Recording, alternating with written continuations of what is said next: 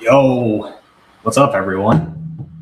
If anyone's even in here yet, I still gotta finish editing all this stuff. But I figured I'd hop in now, right before game time, getting ready for game time. We should start here. Uno momento. Gonna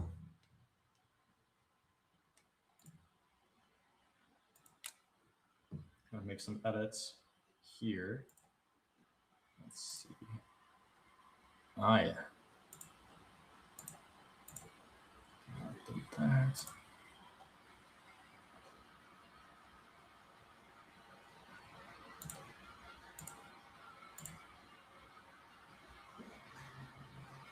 Why is this being so finicky?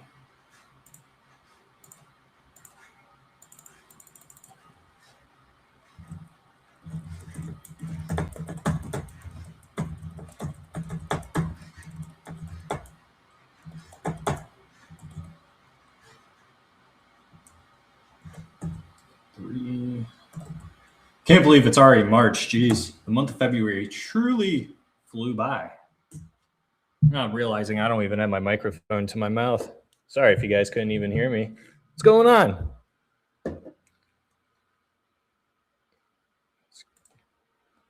Getting everything situated over here on my end.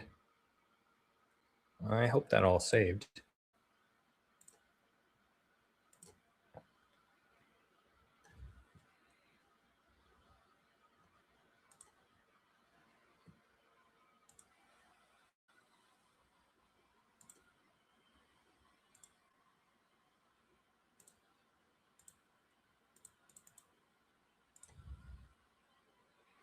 All right, we should be good to go. Thumbnail is up.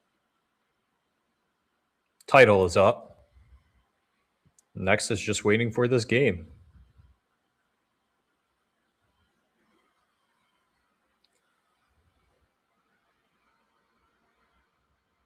I gotta pull up the game myself. Let's see. Is there a game on already? No. Let's see if I can at least get the preview. It is an away game. So we'll watch it on the NHL Network.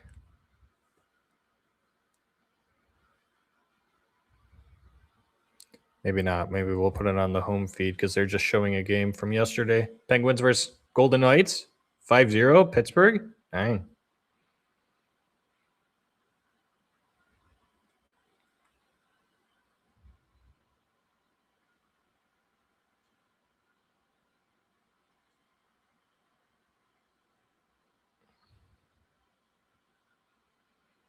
I don't know about you guys.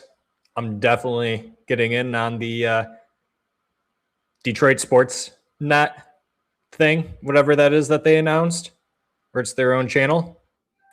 Definitely going to get that. I don't have cable. So really the only way I can watch any sport is bad ways.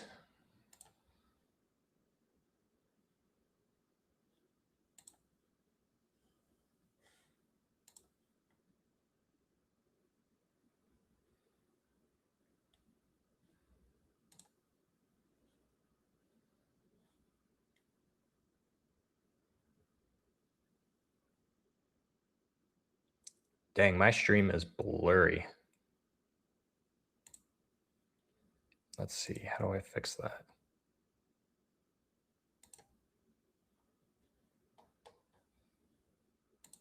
Can I fix that? That's the real question.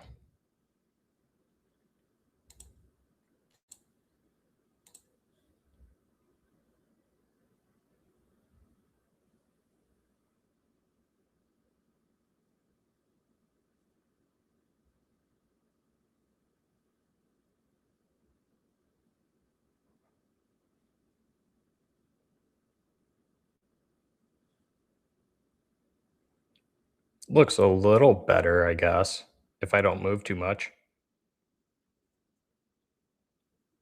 Oh, wow. Now it actually looks pretty good if I just don't move at all. That's pretty sick. I might have to upgrade my platform that I use here, if that's the case. But at least it's not too terrible. Looking a little laggy. I am going to work on this. This will be better the next time I live stream. I promise you guys that. Just waiting on this game to start. Out there on the ice, they're having fun. Getting the warm up in. Don't mind me as well. Also, this is not free advertising, but if you guys have a Costco membership and you guys are big workout people, they have sparkling water that has 30 grams of protein in it.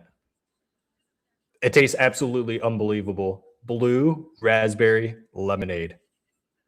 It's so good.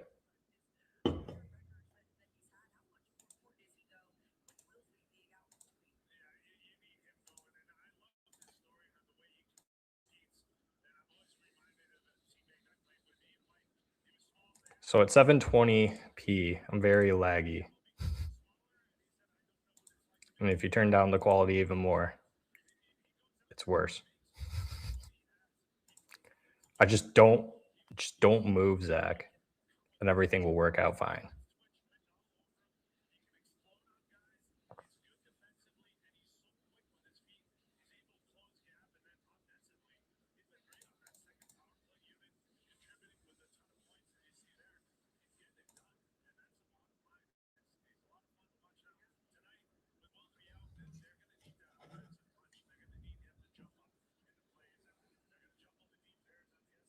We got some line jugglings here.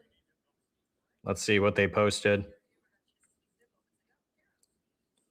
Top line, Rasmussen, Larkin, Kane. Second line, DeBrincat, Kopp, Raymond. Third line, Van Riemsdyk, Comfer, Shine. Fourth line, Finney, Casper, Appleton. Yeah, that's quite a bit of a shakeup. Tom McClellan ain't messing around.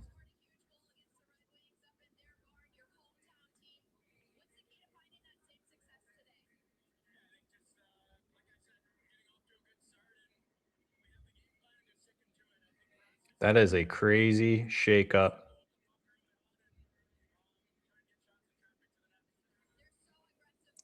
Yeah, Raz needs to get going. He has 1 point in 2026. He's only recorded 1 point this year so far in 2026. Omer Soderblom is sat once again. He has no points this year in 2026.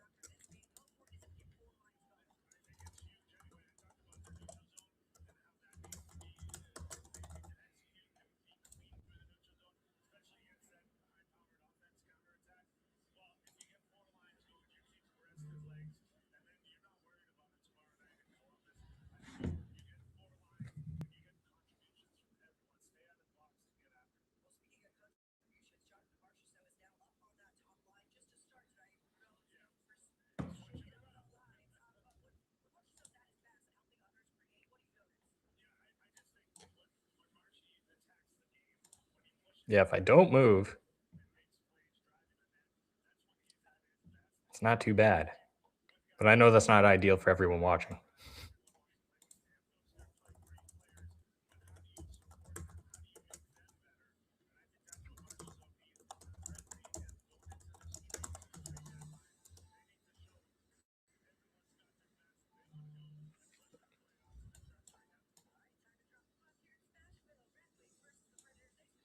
Carlo, if you're watching and listening, we might have to upgrade our Riverside. because this is very laggy.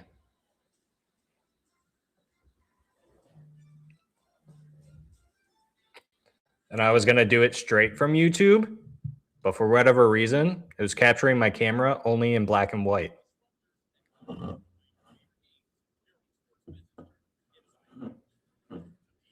But at least we're here. I just can't move too much.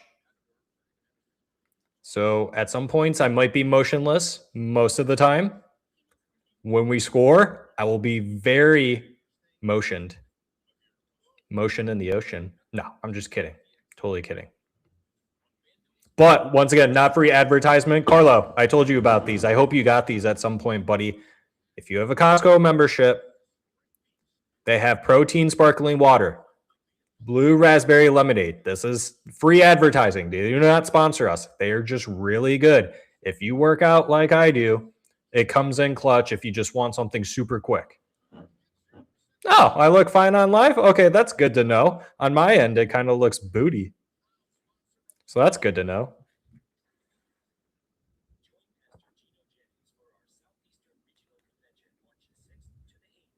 Yeah, Carlo, if you haven't gotten these, you got to try them, bud. No free ads. I know. I should call this company, though. Okay. Let's see. Genius Gourmet. They probably make a lot of other things too, honestly.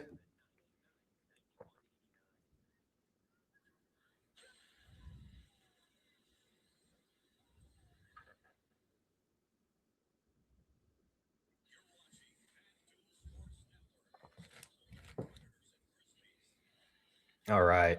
Let's get this game going, eh? Come on, boys. Against the Preds. How are the Preds doing this season now? I think they were doing all right for a little bit there. Let's see. Where they at in the standings?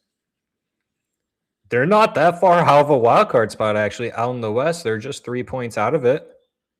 So big game for the Preds, too, just as much as for the Wings. Wings are in the first wild card spot now. They have one more game played than the Montreal Canadiens. They have one more point than us, and Buffalo, same amount of games, 2 more points than us. So Buffalo. Anyone going to put money down on Buffalo? Stanley Cup favorites? That would be absolutely wild.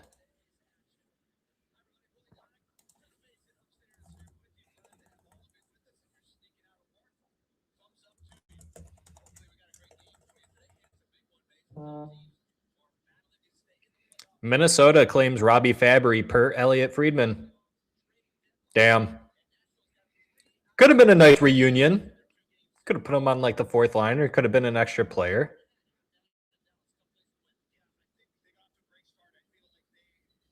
Good pickup for Minnesota, though. They're getting a guy with heart. The only issue is with him is that he goes so hard. Every shift, he just falls on his butt because he goes so hard. He doesn't know how to stay on his skates, and sometimes he skates too fast for his own good. Yeah, Carlo, I just need to get I think I need a Wi-Fi extender to put into my desktop. That's the issue. I don't think it's my Wi-Fi. We've had this conversation before because like my phone will work when I go outside on my patio. Everything else, my iPad, everything else works good. My laptop, if I put it over here, it's good. It's just the desktop. Or we can blame AT&T Internet. Could be their fault too.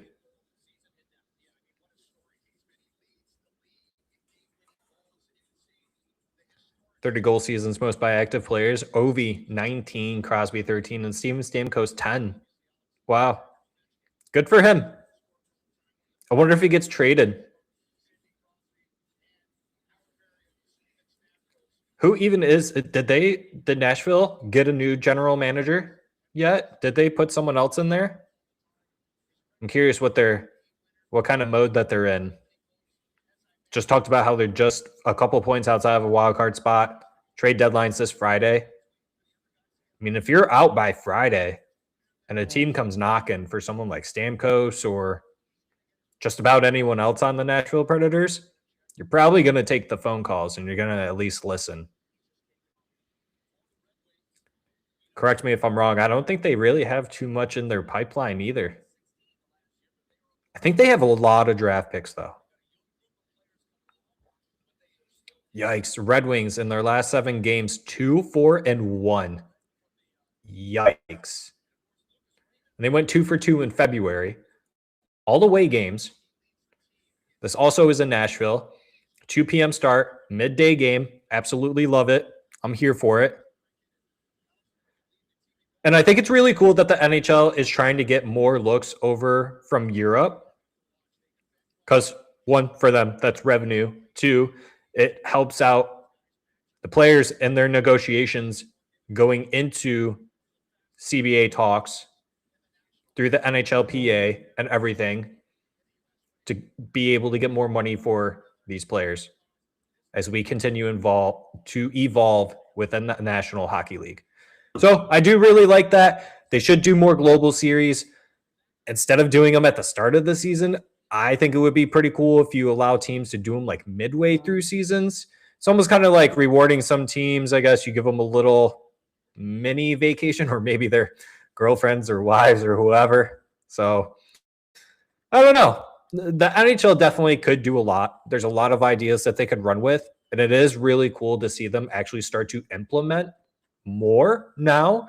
I remember just about 10 years ago, we're pounding on the table being in college, and I was like, I could run the NHL better in terms of marketing than the way that they advertise themselves. It still isn't completely polished. It might never be. And honestly, a little bit, it might come down to ESPN too. That deal, ESPN's got to do a little bit better job at showcasing the National Hockey League, especially after the gold medal win for Team USA against Canada. No offense, Carlo, but if you guys haven't already, go check our latest video, recorded and uploaded yesterday, trade deadline preview. Is Steve Yzerman a buyer at the trade deadline? Carlo. Uh-oh. Wait, hold on. Hold that thought. Hold on. I gotta fix this. Something's going on here. No. Uh-oh. We back. All right, never mind. We back. And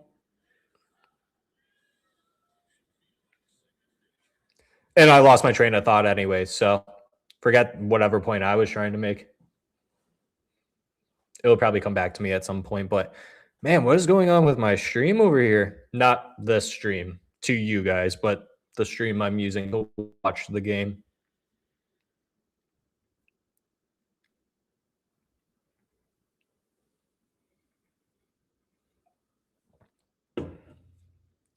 No bueno. Yeah. The Illiches, Detroit Red Wings, Tigers announced that they are getting their own broadcast channel. Detroit Sportsnet, I believe it's what it's called. I actually think that's really cool. I'm probably going to get it. I was going to get it specifically for this game until I realized and looked at the fine print, as you always should. As an adult, I'm trying to do that a little more often, is read the fine print, because you just never know what you're going to get, and then you're going to get upset, and I don't want to get upset. I don't ever want to be upset. So I read the fine print, and it said it is excluded from certain primetime games, and I figured that this was one of them, so I didn't get it today. But you do not have to pay. If you order until March 23rd, you will not get charged until April 1st or something like that.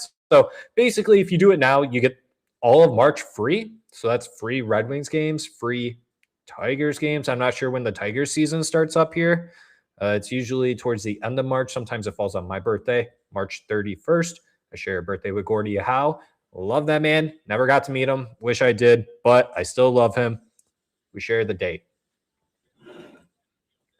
Just waiting for this game to start. Should be starting up here pretty soon. Detroit Red Wings versus the National Predators. I've had the pleasure of being in Nashville 4 times I went. All the times were either bachelor party related or just so happened to drive through there. One other time I got to go and see the 2023 NHL draft. So I got to see Nate Danielson and Axel Sandin Palika get picked by Detroit Red Wings. That was really cool. I really enjoyed that. Good arena too. Was not a bad arena.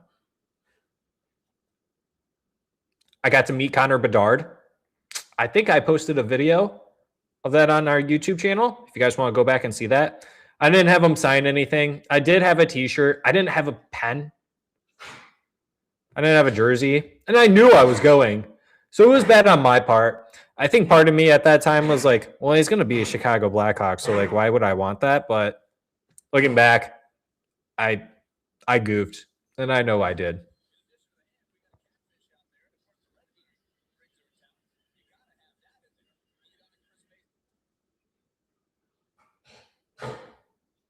Game should be starting here. And if you guys are watching along with me, I will be trying to do a play-by-play. But to be honest, you guys might be further ahead than I am.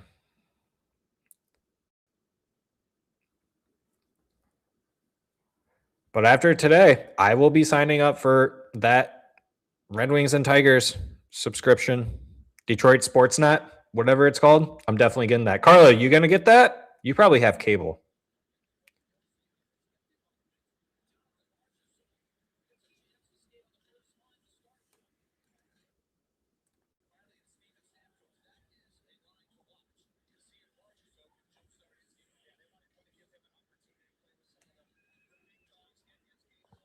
All right, the game is underway. I missed a couple seconds of this, but that's no bad. Not a big deal. It's not a big deal. Red Wings behind their own net. Nashville applying pressure. Cycling the puck on the Detroit Red Wings right now. They do have John Gibson in net, which is huge. John Gibson should be starting. This game is on FanDuel. Yes, it is on FanDuel. So, Lift, thank you for the comment. Thanks for joining me on the stream today. I truly do appreciate it. But Lift, yes, it is on FanDuel, it looks like.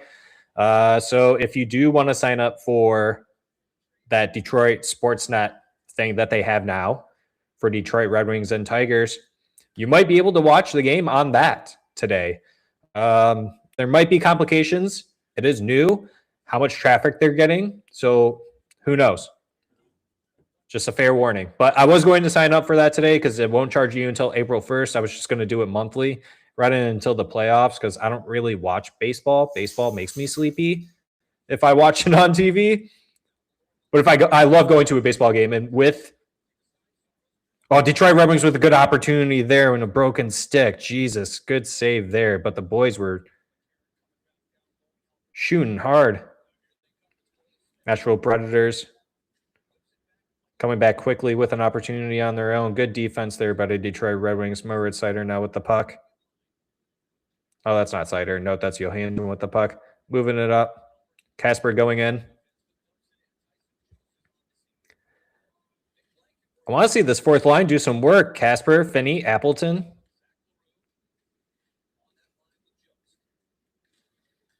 Red Wings doing a good job of keeping the puck in, and Nashville Predators get the puck out. Lose the puck, though. ASP moves the puck up the ice and gets crunched into the boards. Jeez, ASP. He just needs to put some weight on. Honestly, that's probably one of his biggest downfalls. Because every time he gets hit, it almost seems like that he's falling down. So he really needs to work out, hit the gym this offseason, eat a lot of food. He's not exactly the tallest person either. I think he's 5'11", maybe 6 feet tall. Yeah, not a tall defenseman whatsoever. Puck behind the Red Wings net.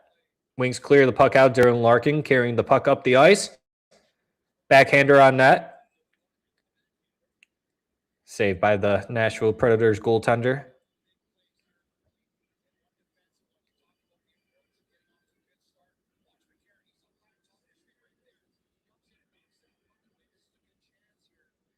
But yes, Left, it is on FanDuel Sports Network, it looks like. Aljo needs to smash some pasta. I think Aljo, for the most part, is a pretty sturdy boy for his size. He's also a little bit older. I think he's 25 years old. Could still probably fill in a little bit more. But yeah, another offseason. Ooh, Raymond with a one-timer. Just off of his stick a little bit. Whiffed it. Kind of went wide.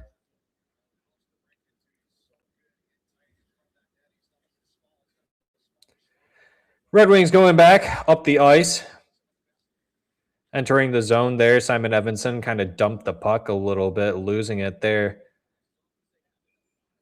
Puck goes out of play. Whistle is blown. Face off in the Nashville zone, which is good for the Red Wings. Get a good line change out there. Win the face off. Try to set something up there. And thanks to everyone for joining me today. Look at that. We got 12 people in here.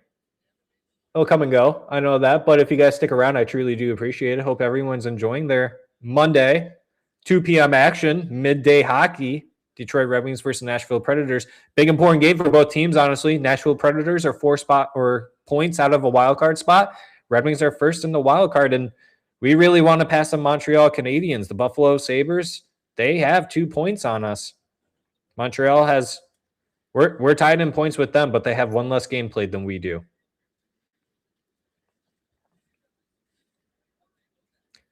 And I don't know if someone wants to fact check me on this, but I believe that both of those teams have more back-to-back games left in their schedule than we do. We only have 1 more left this season where we play back-to-back. And I will go back to what I said, and I think this is where I forgot my point, but John Gibson should be starting every single game the rest of this season, even in the back-to-backs. I don't care. He is the best goaltender that we have. He is a top 10 goaltender right now in the National Hockey League. You have to ride the hot goaltender. If you want to make the Stanley Cup playoffs, no offense to Cam Talbot, if you want to play him against the teams that you believe that you can beat against, there are no easy wins in the NHL. I totally get that, but you got to ride John Gibson. You got to ride him. Red Wings going up in transition, going up into Nashville zone. They lose the puck, but get the puck back quickly. Emmett Finney had an opportunity to shoot the puck on there, but kind of shot it wide, it looked like.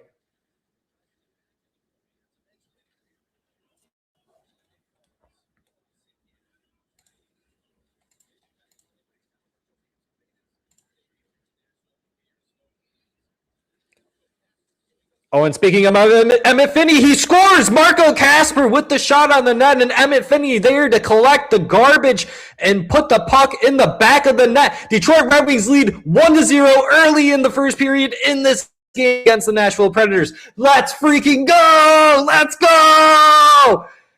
Findog, what do we say? We wanted to see something out of this 4th line? Finney, Kasper, Appleton, all 3 of them involved in the play. Actually, that was shot by Appleton, tipped by Kasper. Findog there to collect the rebound and put the puck in the net. Let's freaking go! That's how you do it, boys.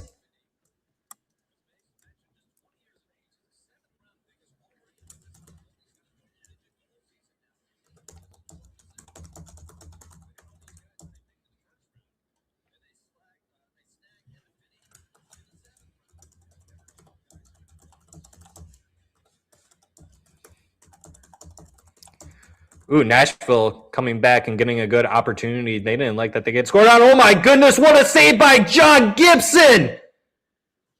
Going on his back, sprawling out to make that save. My goodness, on Ryan O'Reilly, and he cannot believe it that John Gibson. This is exactly what I'm saying. You have to ride the hot goalie. He is a top 10 goalie in the National Hockey League. You have to play him. Speaking of, I don't even know if I started my fantasy lineup. I have John Gibson on both of my teams. I hope I did. Carlo, if I'm playing against you and I didn't start him, I need you to give me those points anyways. Good, buddy. Maybe sit one of your goaltenders. Nashville won the face-off in the Red Wings zone, gets the puck back, shot on net.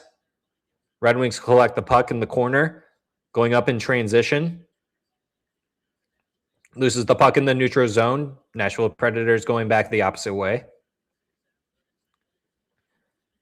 Nashville passing it and keeping it behind the net. High slot shot. Red Wings able to get the puck. Able to clear. Lucas Raymond in the Nashville Predator zone. No, that's Rasmussen, not Raymond.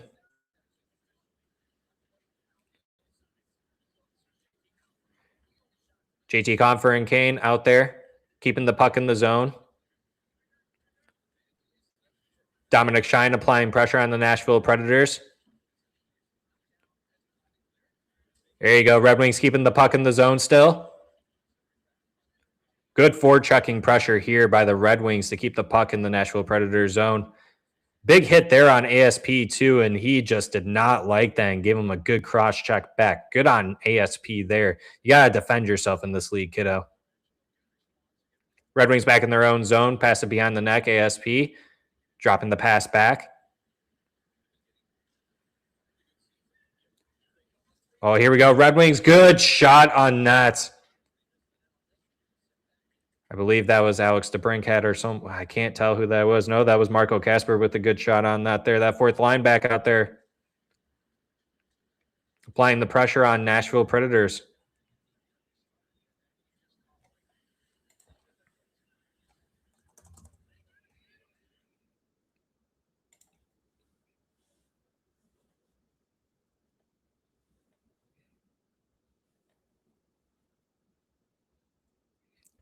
Red Wings getting another good opportunity here. Oh, my goodness. Uh-oh.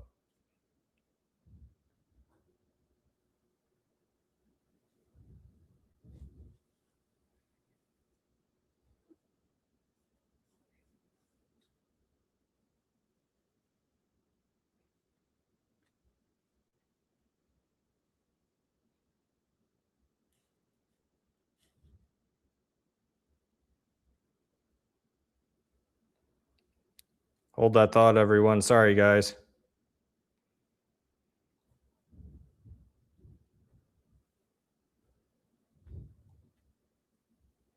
Oh, Red Wings in Nashville getting in the scrum. Appleton didn't like that out there with Larkin. Oh, my goodness.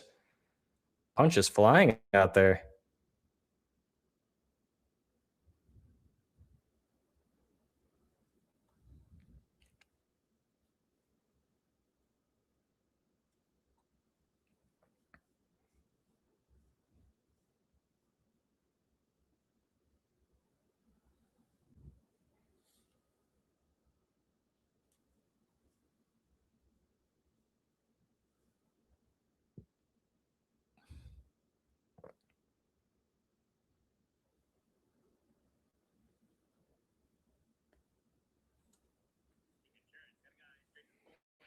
All right, we're back. I got it fixed up now. There we go. All right, we're back. Now in a commercial. Commercial timeout. For those that may have missed it, joining late, I'm not sure who's sticking around and who isn't. Emmett Finney gets the first goal for Detroit Red Wings on the fourth line with Kasper and Appleton, both getting in the assist on that.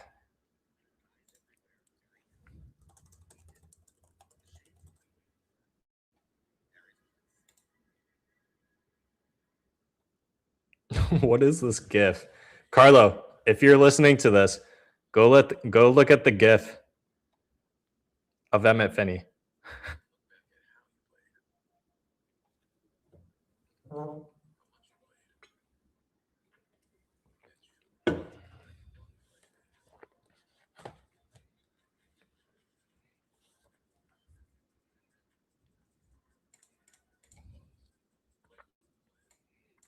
All right, let's see. Is the Tigers Wings network going to be available nationwide? That's a great question.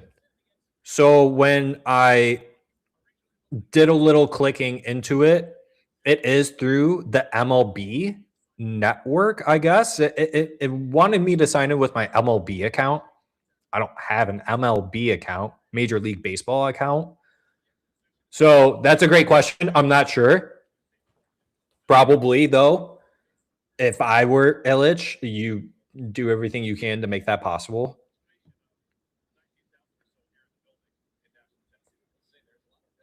Hey, Extra Torres, Red Wings California Club here. Let's go Wings. Hey, thanks for joining. Definitely appreciate you stopping by. Just goes to show you, Wings fans, they travel far and wide. Whereabouts in California are you located? I've been to San Diego a couple times. I think I've been to LA once. Just for like a day, driving up from San Diego. I don't envy your guys' freeways, though. When there's no traffic, they're nice, actually. But yeah, your guys' traffic is not fun. I thought Michigan traffic was bad, but that is pretty brutal. So I don't envy you at all, Extra Torres.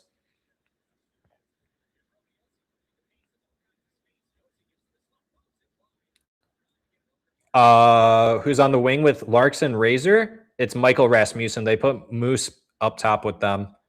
He's only got 1 point so far this year in 2026. So you got to do everything you can to get that man going.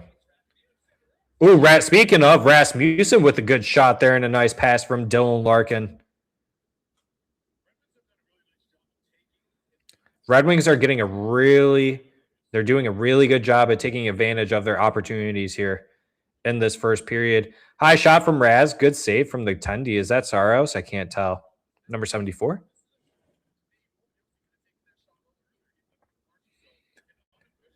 Lift, you're in North Carolina. I was supposed to go to North Carolina once. I was supposed to go to Asheville for a wedding. And a week before that, that's when the hurricane came through and destroyed everything.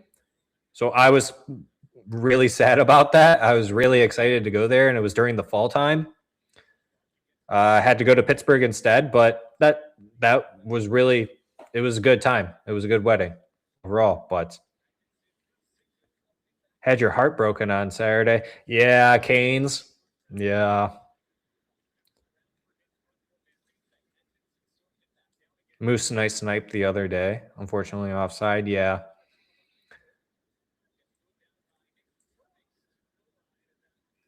Honestly surprised that they didn't try putting Rasmussen up on the top line sooner. I think this is the first time we've seen them do that this season. Carlo, if you're still listening, if you can confirm, that would be great. I'd appreciate that, good pal.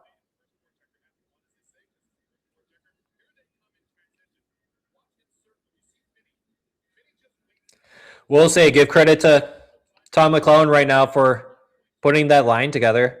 I wonder if at some point they move that third line that's currently constructed. I think it's Kane, Comfer, and Shine. That line probably ends up getting the least amount of minutes. And that fourth line continues getting looks. Because they've had, outside of that goal that they scored just now, they've had good opportunities. And the Red Wings are doing a really good job of getting the puck out of their zone, now allowing the Nashville Predators to get too many opportunities, except for there. There was a really good one earlier. John Gibson is a freak of nature. Shots are not our Red Wings 7-4, Nashville. 10-16 left to go. You guys might be ahead of me, but that's what I'm looking at currently right now.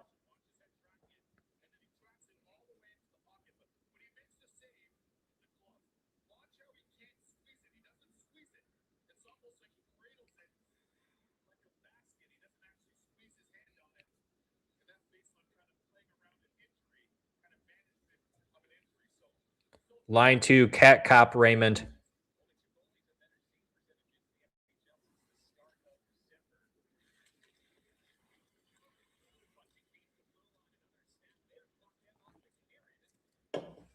Or did I say that? Hold on.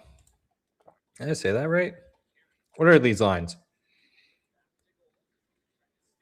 So it's Rasmussen, Larkin, Kane. I apologize, Lift. It's Rasmussen, Larkin, Kane on the top line. DeBrincat, Cop, Raymond on the second line. Reemsdyke, Comfer, Shine on the third line. Finney, Casper, Appleton on the fourth line.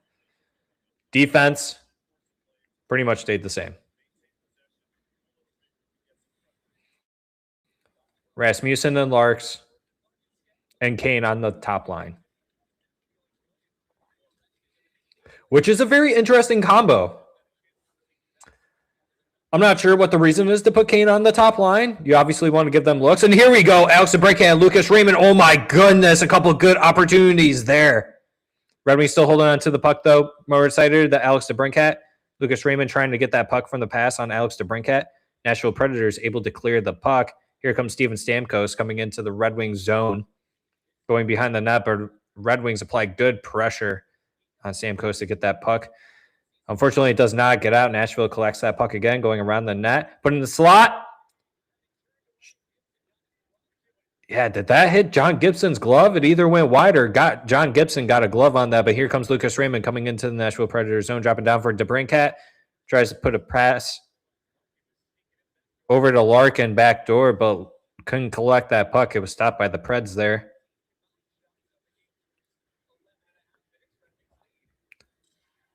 $8:20 left to go on my screen. You guys might be ahead of me if you guys are watching along. If you're watching or listening to me, definitely appreciate you guys stopping by for this 2 p.m. game on a Monday. Red Wings moving the puck up the ice.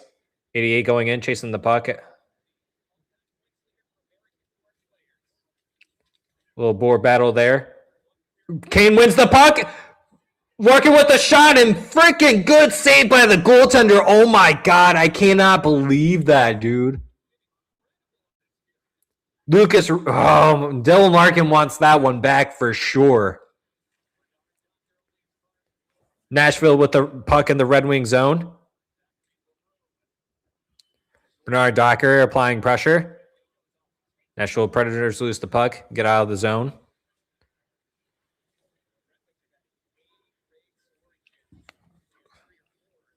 Yeah, the Red Wings have had a lot of great scoring opportunities so far in this game. Honestly, should be 2-0 right now. Dylan Larkin got robbed. It could be 3-0. Alex DeBrincat got robbed just right before that as well. Red Wings with the puck in Nashville zone. Comfer in there, third line out there. Dominic Shine trying to get that pass over to the Comfer. Couldn't quite get it. ASP with the puck. Shot through on that. Good rebound opportunity there for someone in the slot, but no one there to collect that puck. Nashville going into the Red Wing zone.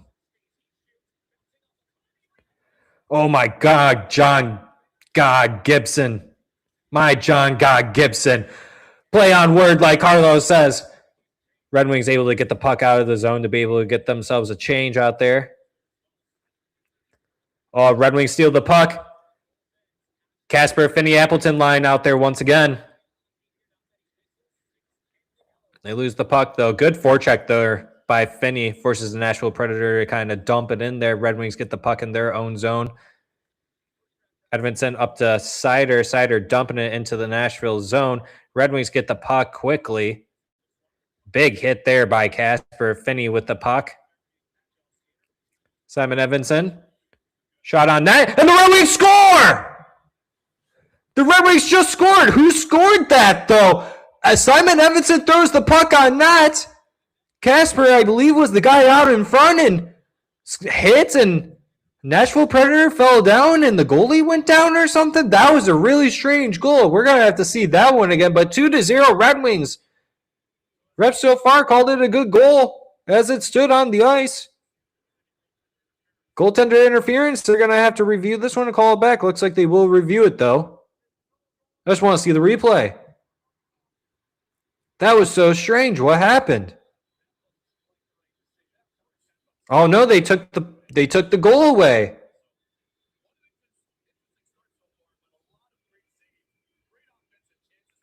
What happened? Show it. Cowards.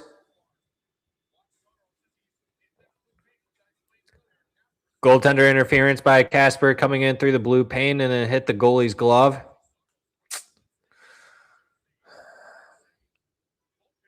I vote, if you want more chaos, make the blue paint smaller. Give the goalie less. That seems to be the solution every single year for the NHL, though. You want more goals? Just make everything smaller for the goalie. Give him less to work with. That's how you get more goals. Make the net bigger. Make the blue paint smaller. Make his pads smaller. Make him work harder. As if they don't have it hard enough as it is. It's a thankless job sometimes out there. By fans, usually. By fans. And I'm allowed to say that because I've been very critical of the Detroit Red Wings goaltending for years.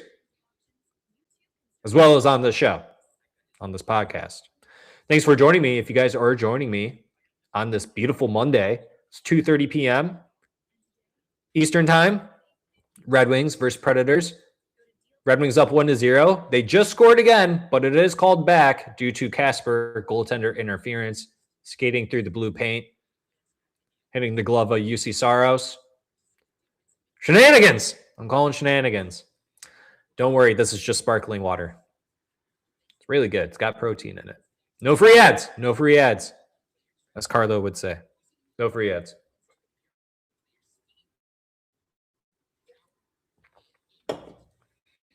You gotta stay hydrated.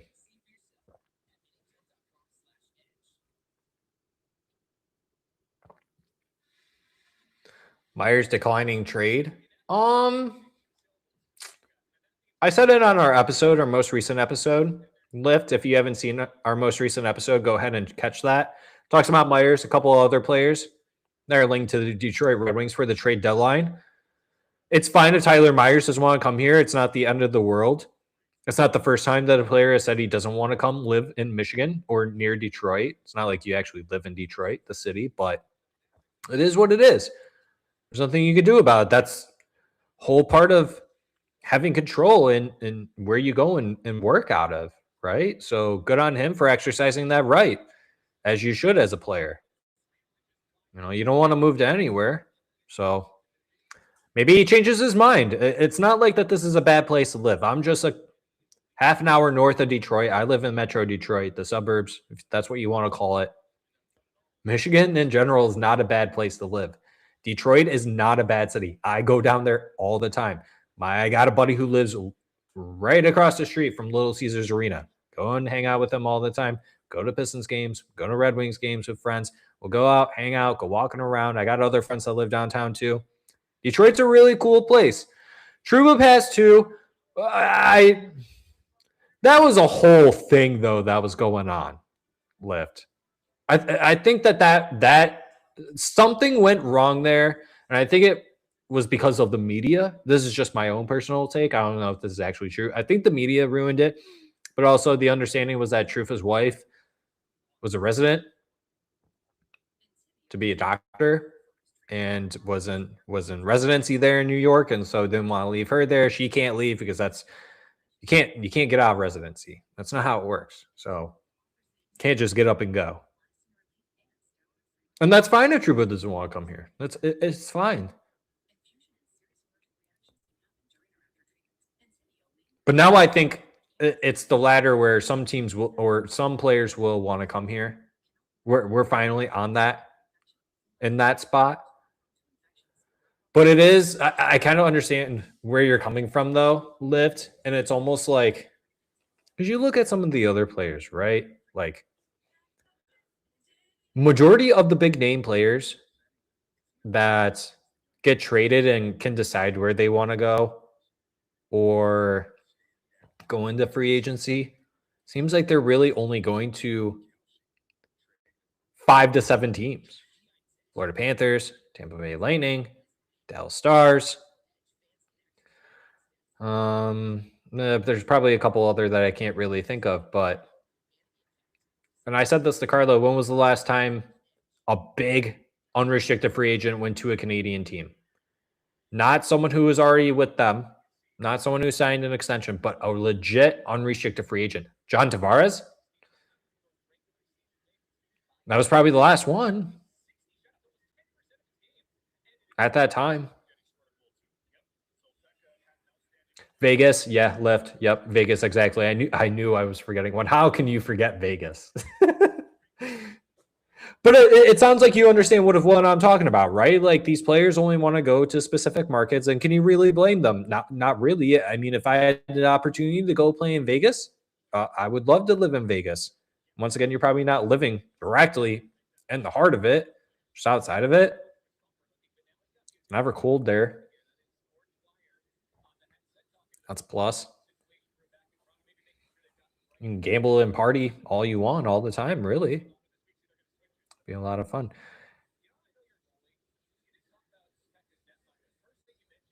Red Wings get a penalty. Nashville going on the power play now. Bernard Docker was in the box. Now they pull him out.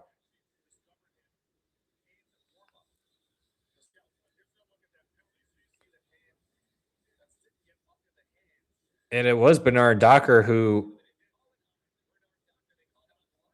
but they called it on Larkin, which is not good for the Red Wings because you want Larkin out there for the PK.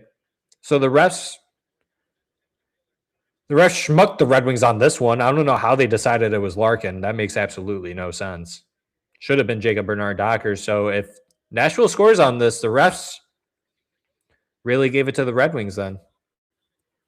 Oh, Red Wings going up. Oh, Red Wings almost had a shorthanded opportunity, and JT Comfort just shoots it way high.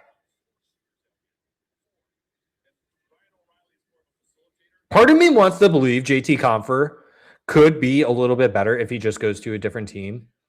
Ever since becoming a Detroit Red Wing, he just never looked the same as he did when he was with the Colorado Avalanche. And I don't want to hear it's because he played with Nathan McKinnon. I don't even think they played on the same line together at all.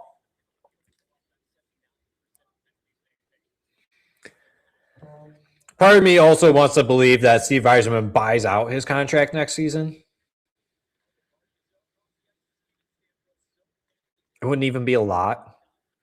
I mean, you have to pay him for 4 years, but it wouldn't be a lot every season. With the cap going up each year, it's like you wipe your butt with that amount of money, basically. I'm old enough to remember Detroit being a free agent destination, and we will get back to it. Yeah, I remember that too, Lift. I really do. Getting all those names, like, I mean, it goes all the way back into the 90s, really. You could pick apart anyone and name anyone. So eventually we will get there too, I believe. But also, this is why Steve Yzerman said it's very important to build through the draft. I mean, you look at it, free agency, you're up against 31 other clubs. I think with the salary cap going up, though, this could help the Detroit Red Wings become a free agent destination once again. It'll just... And Nashville scored. Of course they did. The refs schmucked the Detroit Red Wings on that. That should not have been Dylan Larkin in the penalty box. What are we even doing here? Like, what are we even doing here? That is garbage.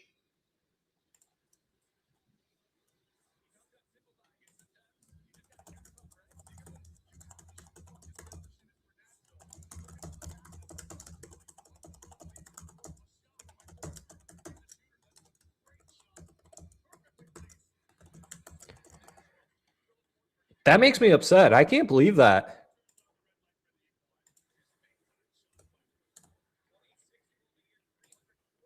I don't even blame John Gibson there. Like, I don't blame the team either. I actually blame the refs on that one. Instead of Jacob Bernard Docker going into the box, you had Dylan Larkin go into the box. Jacob Bernard Docker was the one who committed the penalty, not Dylan Larkin. I just don't understand how they came to that conclusion. Yeah, so it was 71, not 25. So now the game's 1-1. Nashville Predators power play goal. Trash. What's up, I Am Sunday? Shake my head. Yeah, dude. That was garbage. Only Ram, you know? Hey. What's the score? It's now tied 1-1. Yep. You're welcome. Thanks for stopping by. Hope everyone's enjoying the stream. Hope everyone's enjoying the game so far. If you guys are watching or listening to both, or just watching and listening to me, I truly do appreciate you guys. What's up? I am Sunday. I am doing good. I am doing good. This is a beautiful Monday. Midday hockey. A little sad that the Red Wings got scored on, but other than that, I am doing really good. Today's a good day. I got my protein sparkling water, so 30 grams of protein in sparkling water. Can you guys believe that? Absolutely incredible. I know, Carlo, no free ads. I know. I'm sorry. I'm not going to say the name of it, but if you have a Costco membership, that's where you can buy it. Cheers.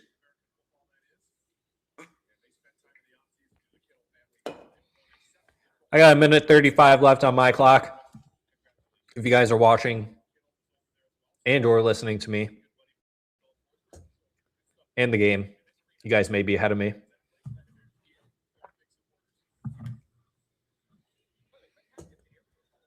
Shots 10-6 in favor of the Wings. Tied 1-1. In the Red Wing zone, face-off dropped. Preds win the face-off. Roman Yossi's just so good. Puts a shot on net. Good save there. Good, another save there by Gibson. Do not call that. No call. Red Wings get the puck out of their zone. Moving up into the Nashville Predators zone.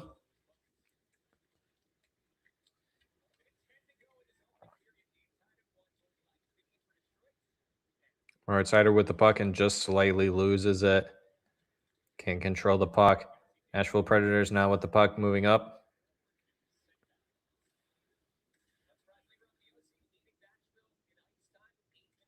Sider with the puck, tries to put it around behind the net, but loses it, shanks it a little bit. Red Wings finally get the puck back, moving the puck up ice. Finney with the dump in. Marco Kasper chasing that in. Appleton. This fourth line, a lot of good opportunities. Would not be surprised if we see this as well going into the second period. They were probably the best line so far this game. Nashville with an opportunity there. John Gibson save. Red Wings kind of just sitting around. Come on, boys. Gotta apply pressure to them. Yeah, the boys are starting to get a little lackadaisical out there, Carlo, if you are watching and listening still. But if you guys are watching and listening, you can tell. I think if you guys pay attention and maybe pick like 1, 2, 3 players. Uh-oh, was John Gibson down? Oh, John Gibson, please don't be injured. He's kind of staying down after the period whistle went. But there goes the first period. Shots 10-9 in favor of the Detroit Red Wings. And just a little bit ago, I said it was 10-6. So the Nashville Predators got a couple more shots there at the end. Intermission. First intermission, boys and girls. Brief recap of the period. Emmett Finney gets the first goal for the Detroit Red Wings to start off the game. Assisted by Kasper and Appleton. Appleton with the shot on net. Kasper with the tip. Save. Finney there to collect the garbage. Put the goal in the net. Love seeing those garbage goals. Those are the type of goals that are going to get you wins. Not only moving forward in the season because it's starting to look like playoff hockey, but once you get into the playoffs. So especially those younger guys, they have to have that type of tenacity and that grit and sniff out the puck going towards the front of the net and picking up the loose trash in the front of the net. All around, great work by them. Great line chemistry there. I mean, Todd McClellan putting them down there on the fourth line. You got a bit of a blender this game. I will call out those lines once again. I just got to go find it. So on the top line, it's Rasmussen, Larkin, and Kane, DeBrincat, Kopp, Raymond, Van Riemsdyk, Comfer, Shine, Finney, Casper, Appleton. Is Gibson good? Yeah, he's been doing pretty good. He has been doing pretty good ever since the start of the new year. Some would say he was definitely worth that second round pick that we sent over to the Anaheim Ducks. At first, it wasn't looking that good at all. And boy, oh boy, did he make me eat a lot of my words. And I'm happy for that. I want a lot of these players to prove me wrong. Carlo and I said it on our most recent episode. If you guys have not checked that out, it is a trade deadline preview. Some players that are linked to the Detroit Red Wings, like Tyler Myers, Pettersson, Robert Thomas, and a couple others on there. Go ahead and check that out if you have not already. I will actually go ahead and that's what I'm going to do. Let's do this. I will share that into the comments for everyone. Link to our most recent episode. If you guys haven't caught that, go ahead and check that out. I truly do appreciate you guys. We also have this really cool video that Carlo and I worked. Oh, wait. No, I don't think I shared the right one. Sorry, boys and girls. That wasn't the right one. That wasn't the right one. That was an old live stream. My apologies. Wow, I'm a silly goose. Forget about that one. I'm going to remove that one. This one takes you to our most recent episode. We're just going to pin that. Pin it up at the top.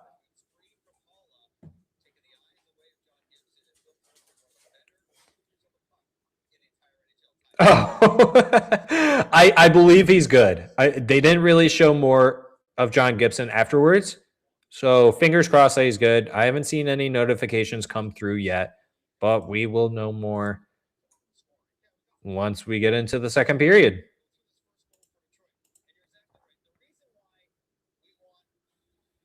Let me see. Let's see if we got any notifications on John Gibson. Nothing on Gibson.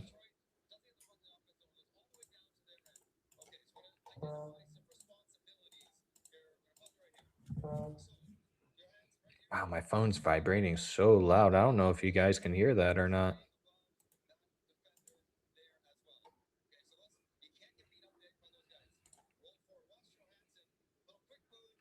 Yeah, go ahead and check out. I'm gonna put this one in there too, boys and girls, viewers, watchers, and listeners.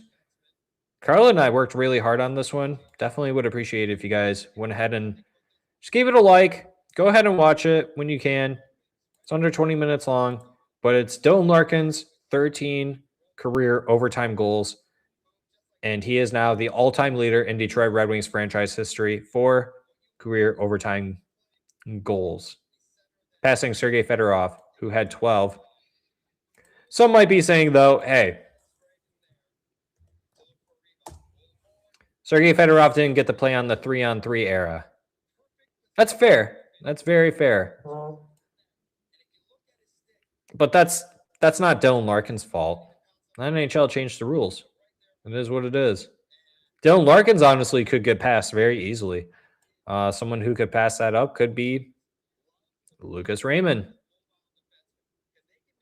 I think Lucas Raymond has about 6 overtime goals in his career. It's like 6 or 4 or something like that. I think it's 6 actually, because it was 6. If someone wants to fact check me, go ahead. But I believe it's 6. So he's 7 behind Larkin, and he's got 6 less seasons played than Dylan Larkin, something like that. Fact check me once again. This is all just off the top of my head. If I get both of those right, I have infinite wealth of knowledge on Detroit Red Wings for whatever reason. It's a blessing and a curse, I guess.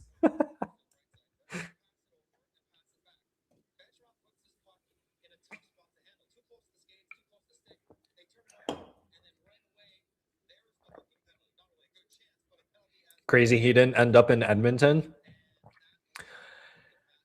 I don't know if this is actually true. So I'm just going to call it a rumor. The rumor that I heard, I can't remember who it was from, but it was someone who's a little more prominent in hockey, obviously, that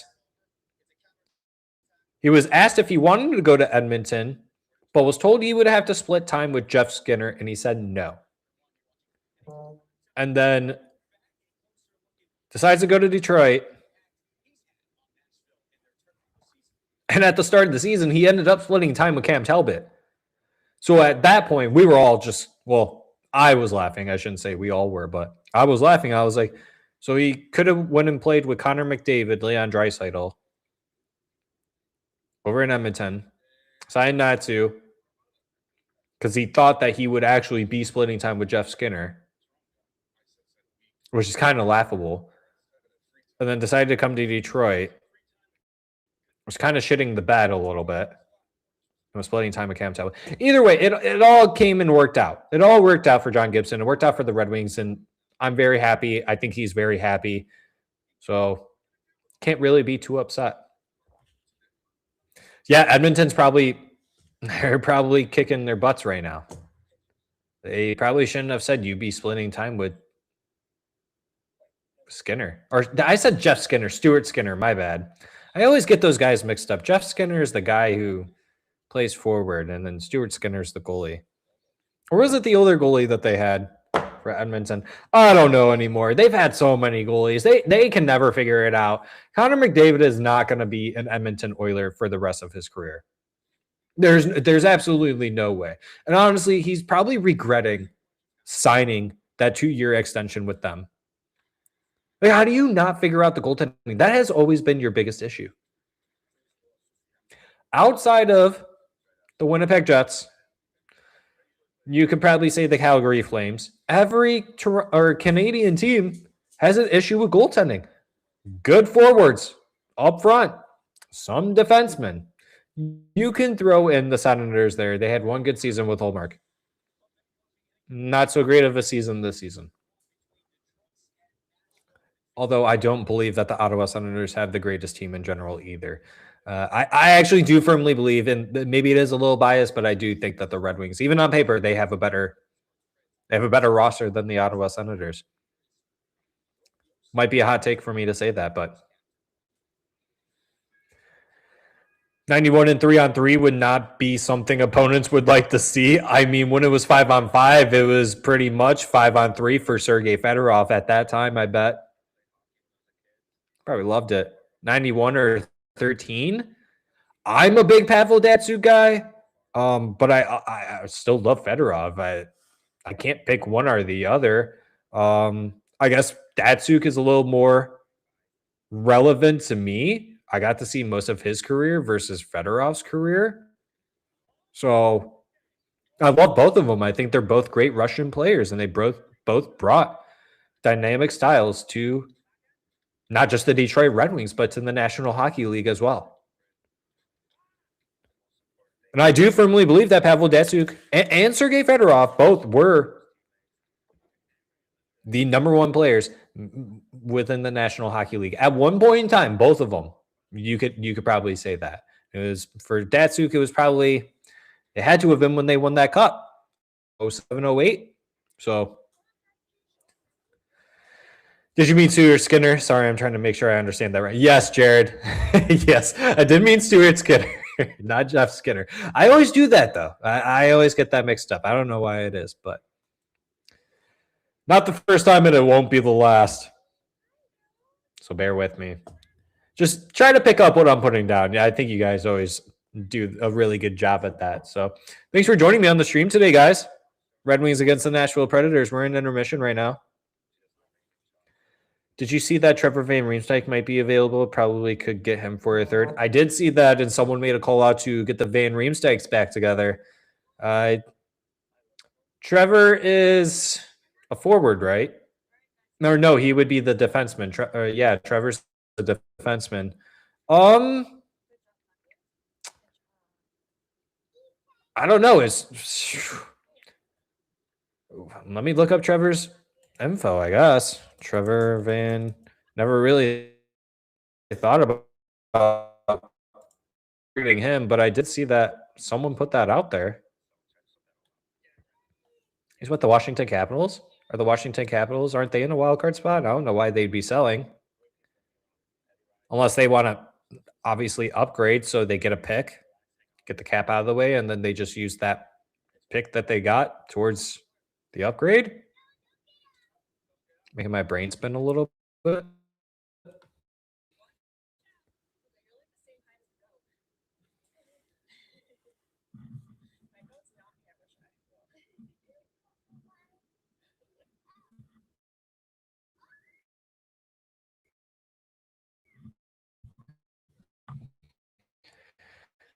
All right, Trevor.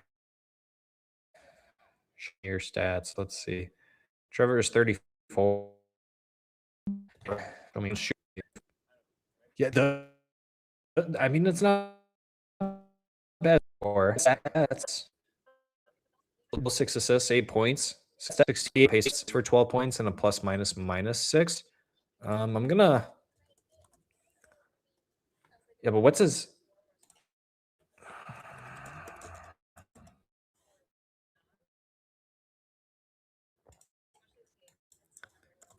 Let's check out his game log. I'm curious to see what his ice time is. Because Carlo used to come in and play anywhere from 18 to 20 minutes in a shutdown role. Is that Trevor Van Riemsdyk? Does he currently play 17 or 18 to 20 minutes a night? And based off of his game log, he plays one time he played almost 20 minutes. It was 19.5. His average this season 50. So I don't know. Do you think Trevor is better than Bernard Docker or Albert Johansson or ASP? Those are types of questions that we should be asking. Is, Tyler Myers, yes, you look at a stat sheet, not the greatest numbers this year. It is what it is. But you look at the previous season, it's not exactly the worst. And you got to sit there and ask yourself, do I see Tyler Myers being better than any of these three defensemen, which is Albert Johansson, Jacob Bernard Docker, or ASP? I think anyone that is out there in the rumor mill is going to be better than Travis Hamonic. So there's no point in including him in the conversation. So you're looking for a defenseman that is better than all three of those guys. Does Tyler Myers fit that? Does Dougie Hamilton fit that? Does Justin Falk fit that? Does Trevor Van Riemsdyk fit that? Mackenzie Weegar, does he fit that? There are a lot of names out there right now. And we got to start asking ourselves, do these players fit those molds? And will they fit that mold not only for this season, because it's very clear Steve Yzerman doesn't want to get just rentals. I don't want just rentals. And if that's what happens, then that's fine, but it's not preferred. But you got to make sure whoever you get, that the fit is there now, but also however much longer that they have on their contract. And if it's 1, 2 more years, 3 more years, whoever it is, you got to make sure that they can still be 17 to 20 minute munching defensemen. Or you hope that those three players that I mentioned, Albert Johansson, JBD, ASP, eventually can grow to outpace that guy.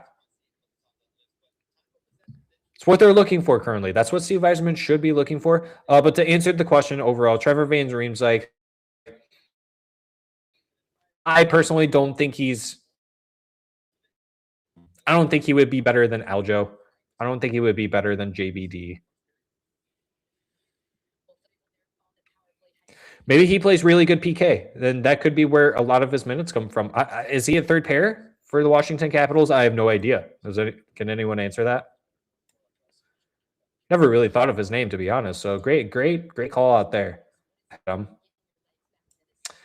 Leon has the regret. He's there for like 8 more years. Yeah, Leon's probably a little disappointed, but I'm sure his bank account is not disappointed. McDavid will never win a Stanley Cup as long as he plays for a Canadian team, because no Canadian team will win the Cup again as long as Bettman is commissioner. Now, that is okay. I get it from the perspective of, I don't know. That's a very hot take. I feel like that's a very aggressive take too, in a good way though. Not like in a mean way, hot wax, but I think what it comes down to is Carlo could probably speak on this a lot better than I can, but I guess from an outsider's perspective, looking at how Canadian teams run their teams, the media has such a leash on these teams and the players. I feel like it really destroys good real runs.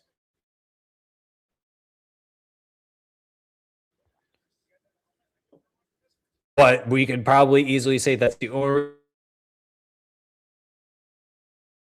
reason why they made it to the Stanley Cup finals 2 years in a row is because of Connor McDavid and Leon Draisaitl. But that's all they have. Once again, I mean, they have Nugent Hopkins and a couple other names, whatever. But it all goes back to goaltending. If you don't have good goaltending, look at the Florida Panthers. Sergei Bobrovsky. Not the greatest goaltender, but better goalie than whatever puke Edmonton keeps on spewing out on the ice night in, night out. Hopefully Buchelnikov gets over here to play next year. Wings need a Russian player. Yeah. He will probably come. I would assume that he comes. Let's go Red Wings prospects. He's a firm believer in that. He covers a lot of the prospects that are overseas.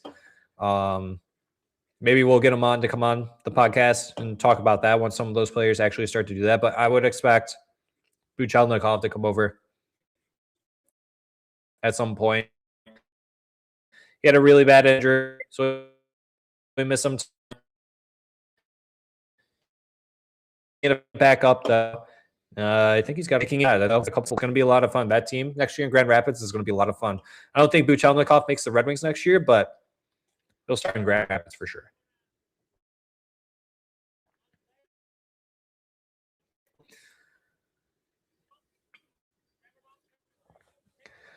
Frank said they're shopping Trevor Van Riemsdyk because they want to play Hudson when he comes from college. Okay.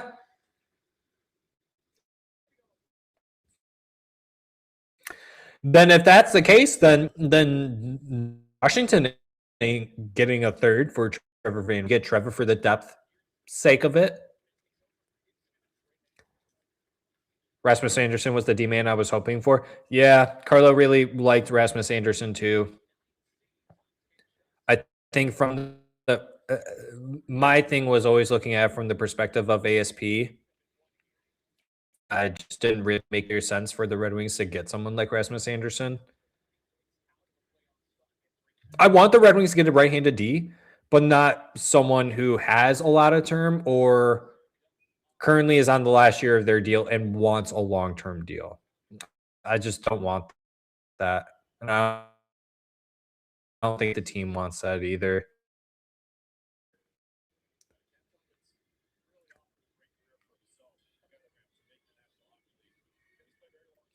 We just saw in the Olympics how poor goaltending can be. Yeah, Connor Hellebuyck. And then in his NHL return, I think he had like 5 goals against and 800 save percentage. So, I mean, the team up front matters too. The team up front definitely matters too, just as much as the goaltending. Hellebuyck stole that game. Yeah, he truly did. He truly did. But Canadians, they had quite a number of opportunities to put the puck in the net, and they didn't. All right, the game's back on. Red Wings versus Nashville Predators. Shots on net recorded are 11-10 in favor of the Wings. Score in zone, passing the puck up. Trying to get in transition here in the neutral zone, going into the Nashville Predators zone. Don't Larkin with the shot on net, saved by Saros.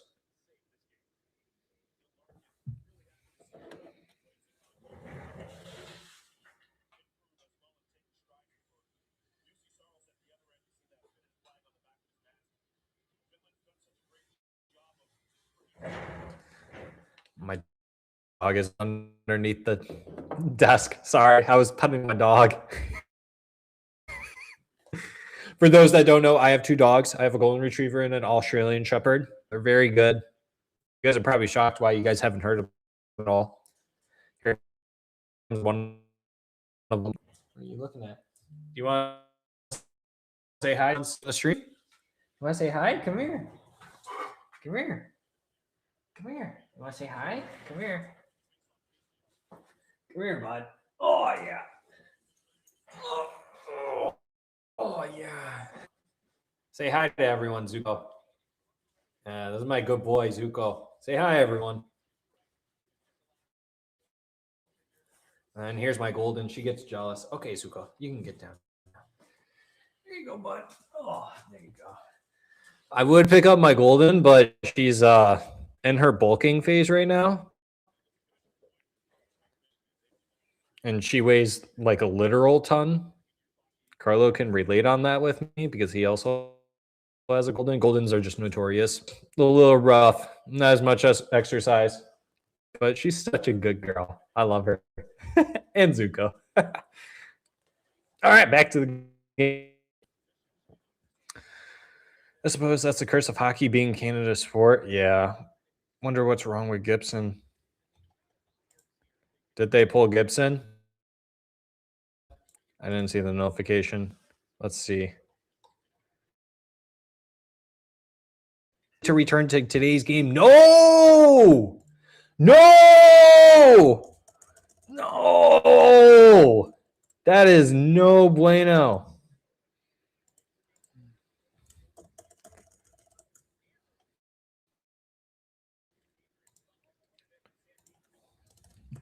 That is no bueno. So Cam Talbot in net for the Red Wings. And if Cam Talbot ends up missing time, and I said this on our episode yesterday, Carlo, I knocked on wood, Carlo. I swear, I knocked on wood. I didn't want John Gibson to get injured. Now it's my fault, Carlo. You might have to make a short on that, and I'm gonna have to face the backlash. I said it on our most recent episode. If you guys haven't caught that, go catch that. Go grill me in the comments because this is what I get for calling it out. God forbid John Gibson gets injured. Now you might have to call up Sebastian Cossa. Or Steve Yzerman might have to go out and trade for a backup goaltender. Which would you guys rather see?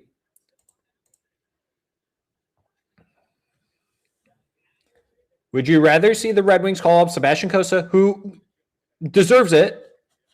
You would only be able to get him how many games until the trade deadline now? I know I should be talking about the game, but that is not good.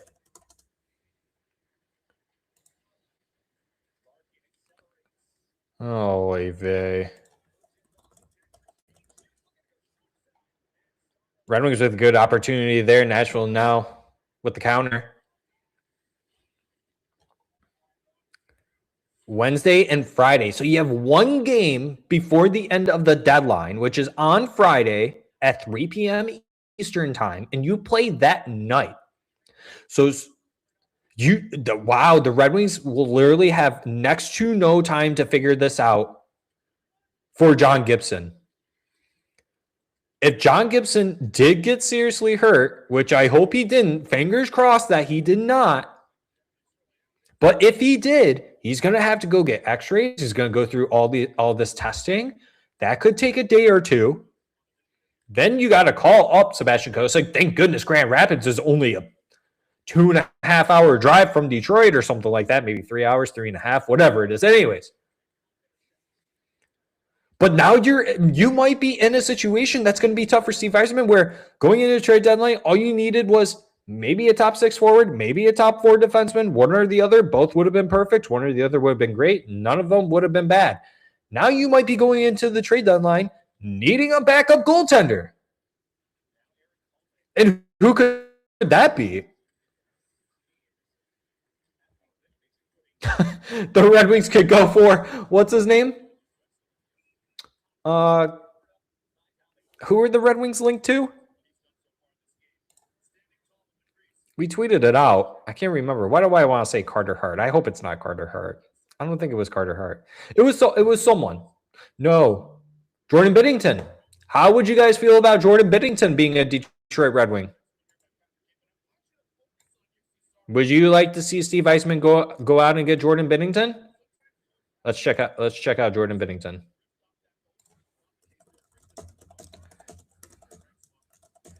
What's his contract looking like? Oh, okay. It's not that bad, but a cap hit at $6 million. He's got one more season after this one. He's 32 years old. 32 years old. And his 33 games played this season. He's He's got a 3.6 goals against average and an 8.67 save percentage. No, ew. I mean, I get that the St. Louis Blues aren't the greatest team, and I was kind of slightly defending Tyler Myers a little bit earlier. Any idea what happened? I slightly missed it at the end. I just saw him kind of go down. I think a puck just caught him up high. I am Sunday. I think a puck just caught John Gibson up high. I'm about to check the comments though. See what people are saying here on Twitter.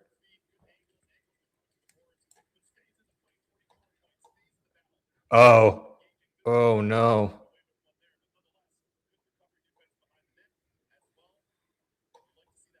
Oh no. Oh no. Is this really going to be the beginning of the infamous March collapse? Okay, so the comments in the Detroit Red Wings post are very, very sad and negative, but there are very few.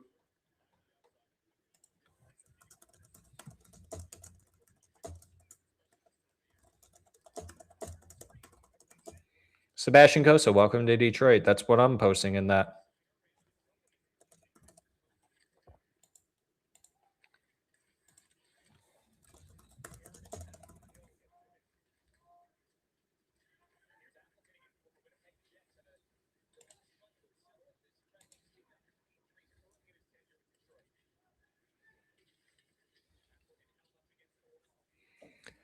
It might be that time. Sebastian Cossa has been having one hell of a year in Grand Rapids, and this is kind of what we've been saying, that this was going to be the only way you could get him up into the Detroit Red Wings is by a goaltender injury. And unfortunately, comes at the cost of John Gibson, which is not great.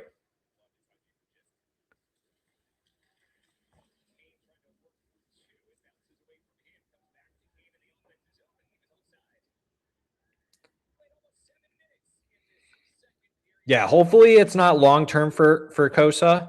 If it's like a week or 2 weeks, I don't think you go out and trade for a goaltender, but you got to find out quickly what's going on with John Gibson. And if it's something serious, Steve Yzerman might have to trade for a goaltender. Cossa just does not. The question is here, how confident would you feel about Cossa being the backup? But also at the same token, we've seen it happen in the NHL where Cossa is having such a good season in the AHL. Can that convert to the NHL? We've seen it happen. Look at Carter Hart back in all those years. We've seen it with other goaltenders too. Jordan Binnington. We have seen it multiple times. So there is a really good opportunity for Cossa here. But if I were the Detroit Red Wings, I would call up Cossa tomorrow. Let him play in the first game back at home. It's against Vegas. I know it's not the greatest matchup, but if you want to see what you have in Cossa, you technically have to throw him out into the Wolves. And from there, you have to decide if you should go out and trade for a goaltender. Do you guys agree with me on that? Am I kind of out of line for thinking that? I think that's probably the best way for Steve Yzerman to handle that is that, okay, John Gibson, we're gonna have to sit you. We're gonna have to call up Cossa. Cossa gets the start on Wednesday. Considering now that Cam Talbot's in that, he's gonna have to play the next 2 periods. That probably makes the most sense. Cam Talbot just played on Saturday.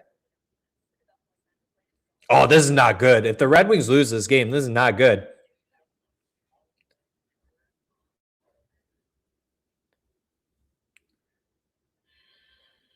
Carmen Wright says, have to call up Cossa if Gibby is out for any games. Yeah, I mean, you technically do. You would have to do that. So it goes back to the counterpoint, though, is that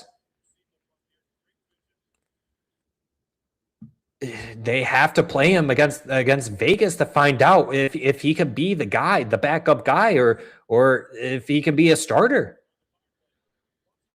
I don't think anyone here, does anyone here, please comment this. On a scale of 1 to 10, how confident are you that Cam Talbot can be the starter for the Red Wings if John Gibson was out for the rest of the season? Worst case scenario, on a scale of 1 to 10, how confident do you feel Cam Talbot being the #1 goaltender for the rest of the season? Drop it down in the comments. I wonder, can I make a poll? Can I? Yeah, I'm going to start a poll.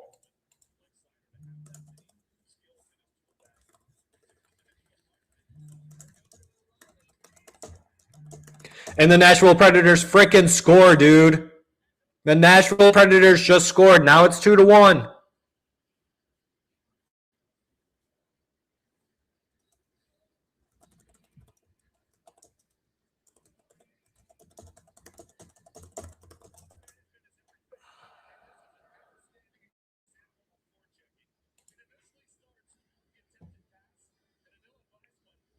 All right, chatters.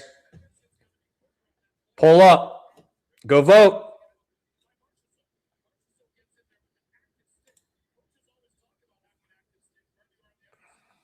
Can Talbot be the starter if Gibson is out long term? He just got scored on by the Nashville Predators.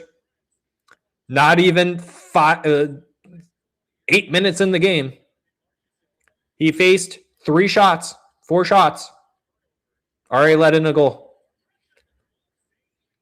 A good glove save there by Talbot, but sheesh. That's the other thing, too, is that this team, for whatever reason it is, they do not play as well out in front for Talbot as they do for John Gibson. They just don't.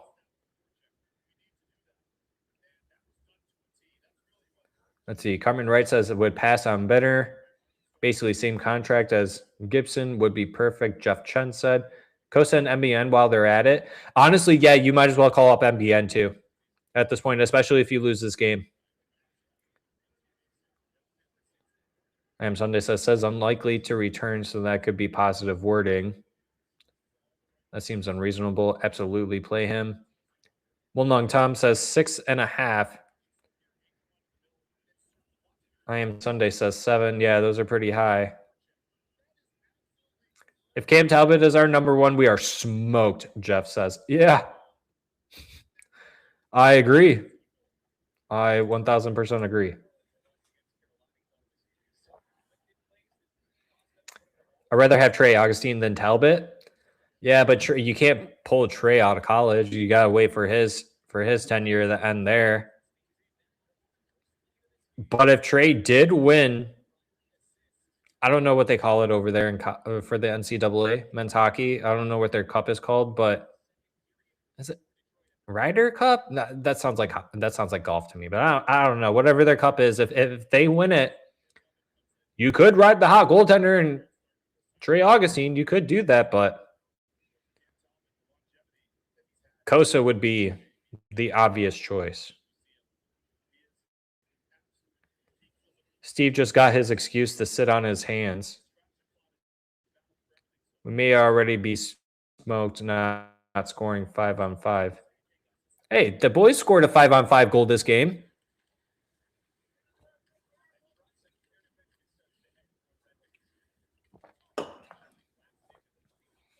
This is no good.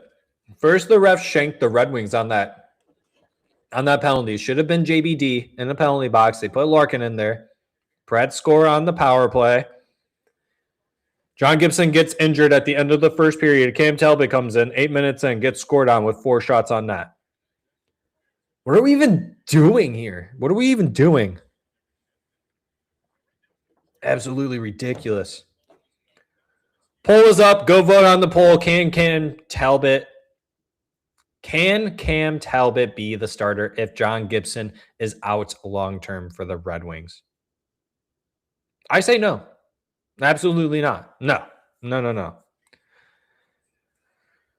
Welcome to the infamous March collapse for the Detroit Red Wings. Can I take your order? How would you like it prepared?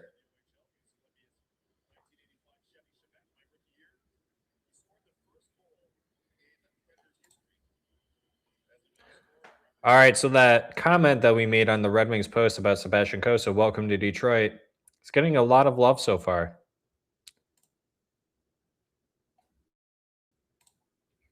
I don't even think that there's that many goaltenders out there available for trade in this deadline anyways. Kosa is probably going to be Steve Yzerman's best bet and makes the most sense. This is the opportunity we have all been saying all this season for Sebastian Kosa. It is very unfortunate it comes at the cost at John Gibson, We don't know what we're going to get out of this, but in order for us to see what we have in Sebastian Cosa, you have to start him on Wednesday against the Vegas Golden Knights. You absolutely have to. If you start Cam Talbot, I will start asking questions. You play against Vegas on Wednesday, then you play against the Florida Panthers on Friday. So pick your poison. Which one do you want Costa to start in? Probably Vegas Golden Knights. I don't think the Vegas Golden Knights have won a game against teams that are in a playoff position in like a month and a half. I saw a crazy stat about that. If someone wants to fact check me on that one, please do. I thought that was actually crazy. Crazy stat of the day. Vegas Golden Knights have not beaten the team in a current playoff position in over a month and a half or something crazy like that. Oh, yeah, Razor ties it. Lucas Raymond, 2-2. Let's go. Let's go. Yes. Yes. Let's go. Let's go, Razor. Let's go. There we go. Attaboy.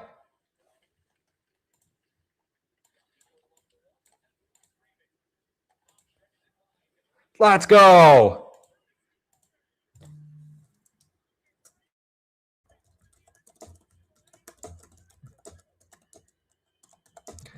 That's another 5-on-5 goal there.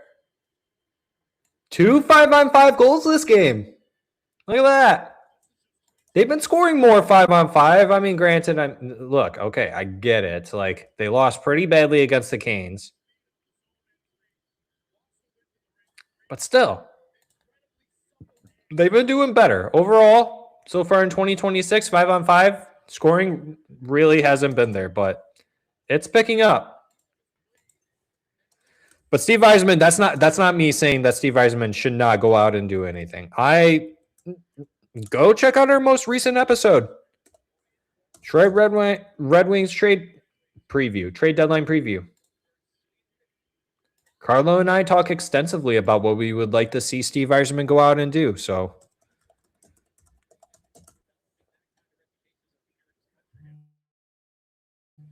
we are always on record with our takes. Carlo and I also don't have the same takes a decent amount of time. Granted, we do the podcast together and we should be on similar pages with our thoughts and opinions, but could you imagine how boring it would be if both of us just agreed on everything and disagreed on all the same things? There would be almost next to no discourse.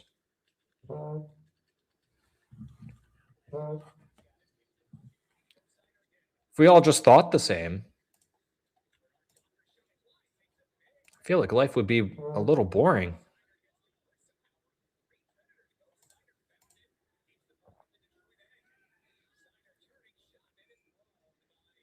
Sorry, everyone, just kind of looking around after that goal and doing some social media stuff.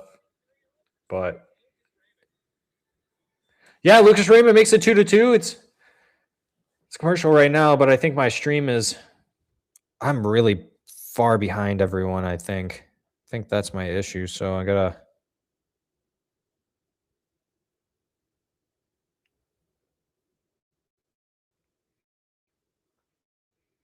try and get something going here. Make it better.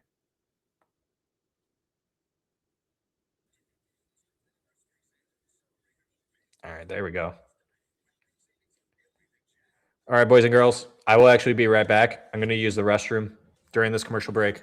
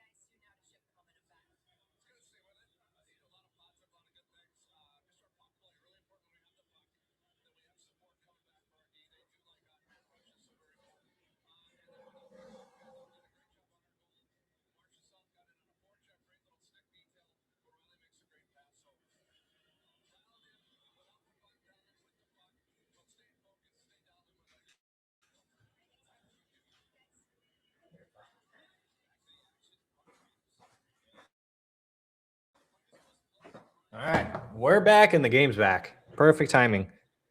Oh, Nashville with a good opportunity going into the Red Wings zone with a shot on net there, backhand. Good save by Talbot. Nashville still with the puck. Slap bomb from the blue line. Cam Talbot save from Roman Yossi. 5-hole attempt there. Dude's just got a nasty one-timer, dude. Nasty one-timer. Heat check. Detroit Red Wings recent international competitors: Larkin, Raymond, Sider, ASP, Simon Edmondson, Olympics and World Junior Championships. Oh, hearing talks are intensifying for Edmonton to get. Look at this. All right. What was this? This wasn't Red Wings related, but this is deadline related. So I will speak on that. So if there are trades going on, I will touch on that stuff. But hearing talks are intensifying for Edmonton to acquire Connor Murphy from Chicago per Elliot Friedman. So a defenseman may be coming off the board here pretty soon. Connor Murphy was someone I would have been interested in for the Detroit Red Wings. I actually like Connor Murphy and his services and what he brings. All right, what have you guys been saying in the chatters? Chatting them up with me here? Let's see. Not very. Carmen says, not very confident in Talbot carrying the male 6 at best. Jeff says, I'd rather have Trey Agassi than Talbot. Yep. Steve just got his excuses on his hands. We may already be smoked at 5-on-5 scoring. Razor tie game. Razor scored. I would like MBN to get called back up. Lift. Yeah. He's been killing it over there. I think he's got 5 goals in his last 3 games. I think he leads the team in hits as well or something like that. So goal 20 for Lucas Raymond as well. Claps. Claps for Razor. Ooh, Stamkos with a little, gets tripped there a little bit by Simon Edmondson. No call there, though.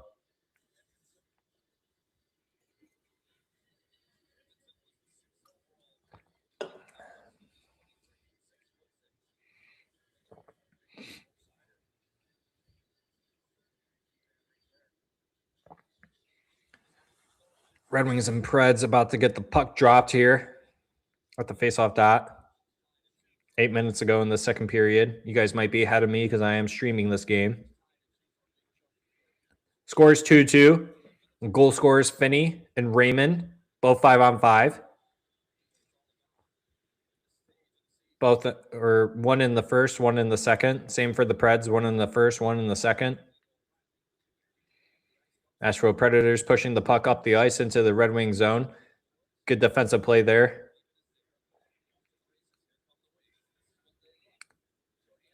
Andrew Kopp. Puck on net. Saved by Saros. Red Wings battling for the puck. Alex DeBrincat tries to get the loose puck. Back into the neutral zone. Red Wings pick up the puck. Moving up ice. Sherratt with the puck. Going behind the net. Puts the puck in front of the net with a good opportunity there. Can't get the puck. Red Wings now with the puck. Emmett Finney. Back to the defender. JBD. Passing the puck around the net. Casper. Behind the net. Casper working the Nashville Predators defense out in front. Emmett Finney with an opportunity there, and they couldn't shove the puck into the net. Red Wings still with the puck there near the blue line. Casper with the puck now. Battling hard with the Nashville Predator. Emmett Finney collects that puck back to JBD, down to Casper. Casper loses the puck, goes to a Nashville Predator, and they clear the puck. Red Wings back with the puck, though. Good opportunity there for that fourth line once again, who has been one of the better lines this game, if not the best line for the Detroit Red Wings.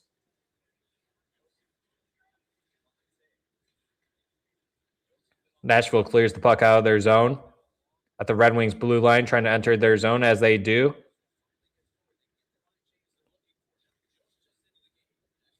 Red Wings applying good pressure, board battling here. Nashville still able to come up with the puck. Red Wings still trying to get the puck out of their zone. Nashville doing a really good job. Red Wings got to apply a little bit more pressure here. Nashville shoots, and it's blocked.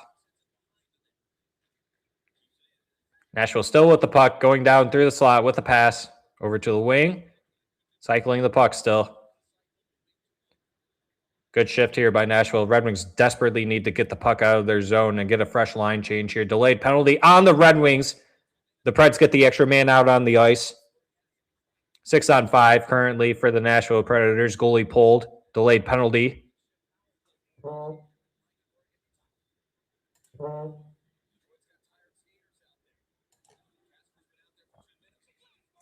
Oh, and a blast by Stamkos, and that shot got blocked by his own teammate there out in front of the net. Man, Casper's been out there for a long time, Sider. You got to get that puck, dog. There you go. Red Wings finally touched the puck. Whistle is blown. Red Wings can finally change some of their players out there on the ice.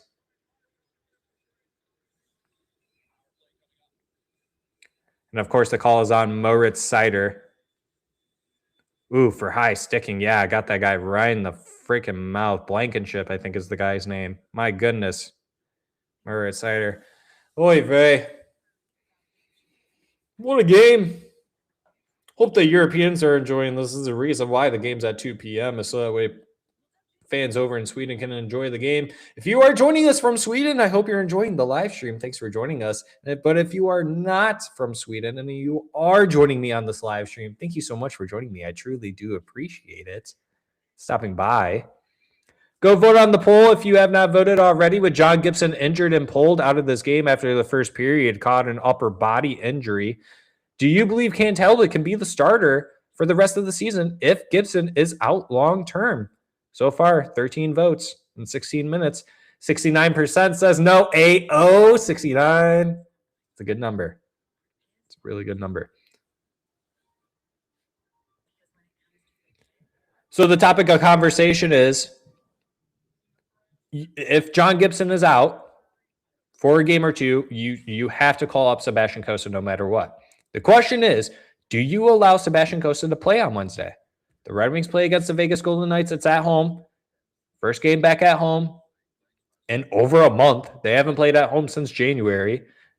They only had 4 games in February due to the Olympic break. That would be the perfect time to bring in Sebastian Cossa. This team would have everything on their shoulders and everything in their power to get Sebastian Cossa that win. And that's exactly the type. This might be the momentum changer that the Red Wings might have needed, where the Red Wings, I mean, who said it? Bert Furfel said, we may already be smoked, not scoring 5-on-5. This could be the momentum pusher to get these players to produce more 5-on-5 on the power play and on the PK, all-around aspects, knowing that they have to play better with Sebastian Cossa playing behind them.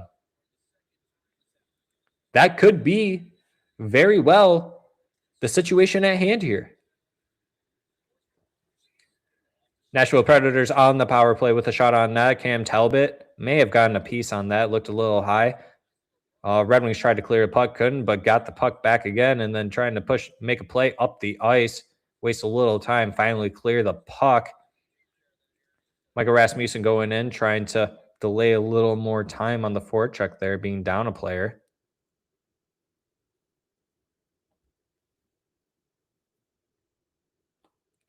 And my stream stopped. Here we go. Nashville making a push.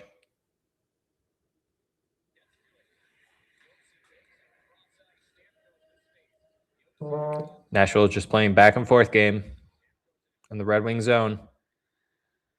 Trying to find that setup for the shot. Yossi with the shot. Slightly deflected. Red Wings able to clear the puck. Red Wings still maintain possession. Oh, that should have been a penalty on Andrew Kopp, but... And Albert Johansson with the short-handed goal. Red Wings now lead 3-2. Let's freaking go! Let's freaking go! Let's freaking go! Albert Johansson with the shorty. Let's go! Let's go! Let's go! That's 2 assists for Marco Kasper today.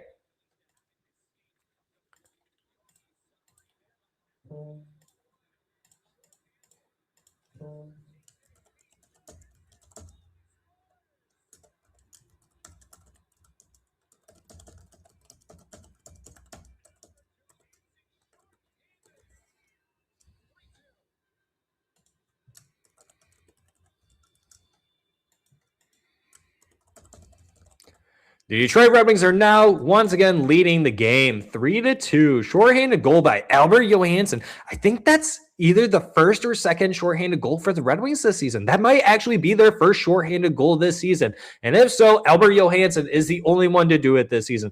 But man, what a pass from Marco Kasper. Overall play by the team on the PK. Let's freaking go. Marco Kasper, one hell of a game. Albert Johansson, one hell of a shot. Good finish there. Scoring against UC Saros. The boys got to do everything they can to get this win, especially for John Gibson. They should win this game. They have outplayed the Nashville Predators in all aspects in this game. There's no reason they should lose.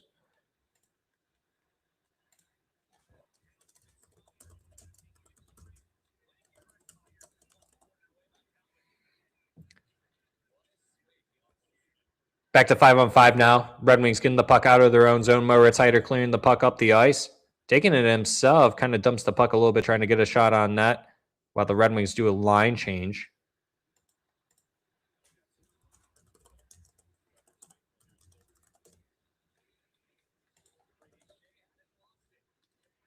The Brinkhead with the puck. Going in with a shot.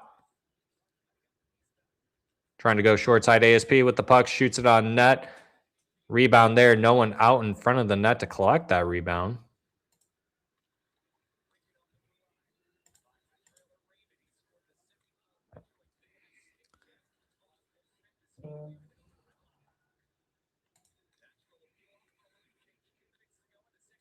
Yep, another apple for Kasper. Albert Johansson with a shorthanded goal was not something I was expecting to hear this decade. Yep, exactly, right? Probably the least expected person to get a shorthanded goal. I am Sunday Albert. Yep, I want to say Rasmussen may have the only other one this year, but we have another one this year. Okay, so that could be the second goal this year, shorthanded goal this year. Okay. I couldn't remember. Oh, got a little scruffle behind the net. Simon Evanson, Sider back there with Appleton, Kasper, Finney, fourth line.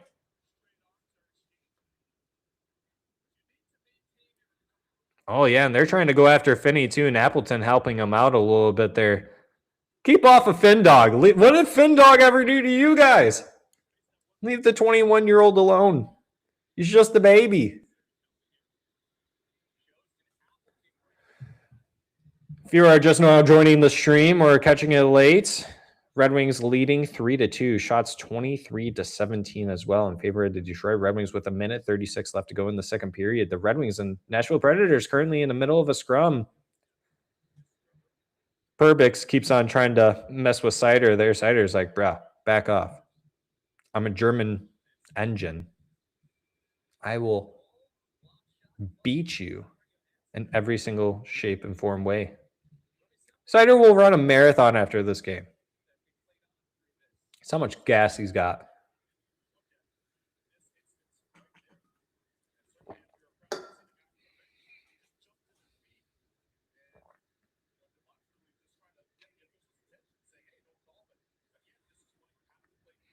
Marco Kasper, 2 assists.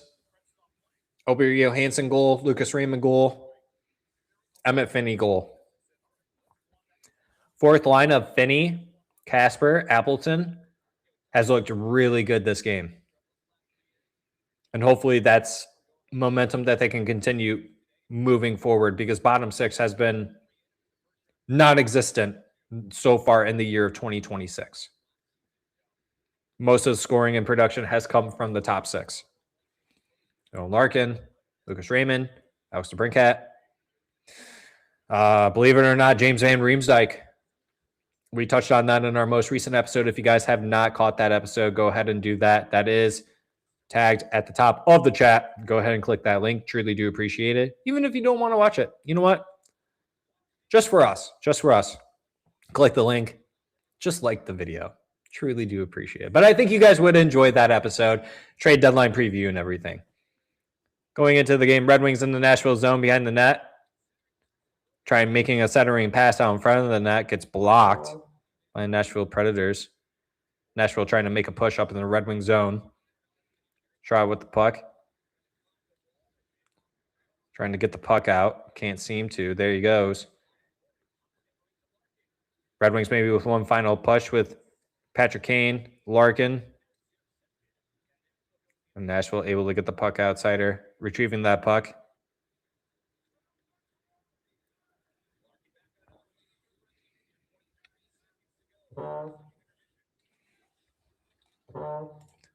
And that should do it for the period. Second intermission brought to you by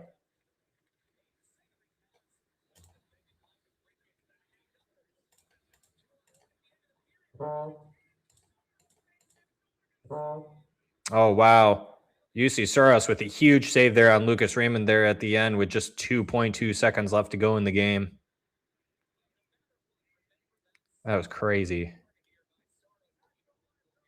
And a penalty on Nashville. So the Red Wings will start the third period on the power play with 1:58 left on the clock. Oh, yeah, bad slash. Raymond. He even goes into the goalie on Saros, too, because of that. Yeah, it took a huge slash on the leg.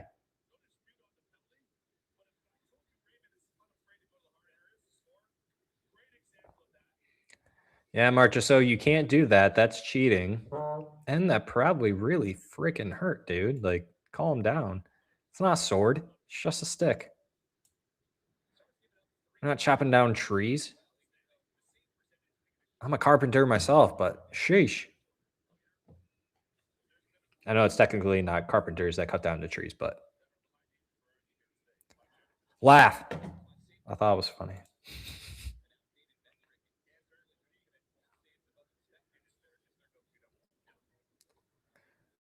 All right, third period, second intermission. How are we feeling, everyone?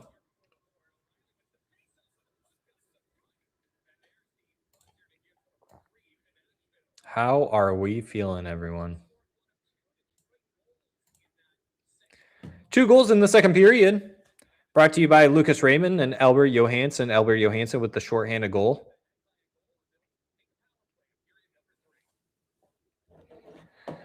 And since we're in intermission, not only do you got to hydrate, which I know most of you probably haven't drinking enough water today. Go drink some water. Your body will appreciate it. You also need to fuel up. So I'm going to with this clean bar. Not free advertisement. But I am going to eat this in front of you guys. Your boy is starving. Needs to fuel up. While I did get 30 grams of protein in from that sparkling water, you got to get a solid in.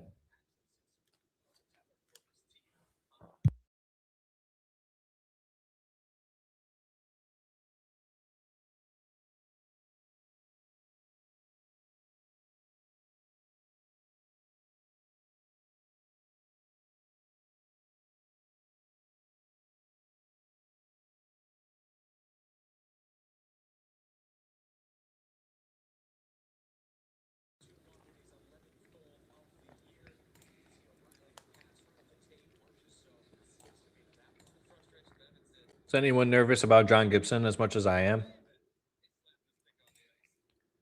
Honestly, low-key kind of freaking out. I feel like the season ended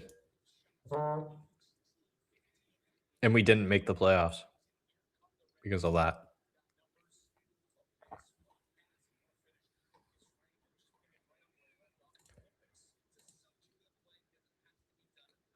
But part of me wants to believe Sebastian Costa is going to come in and she's going to blow the doors off.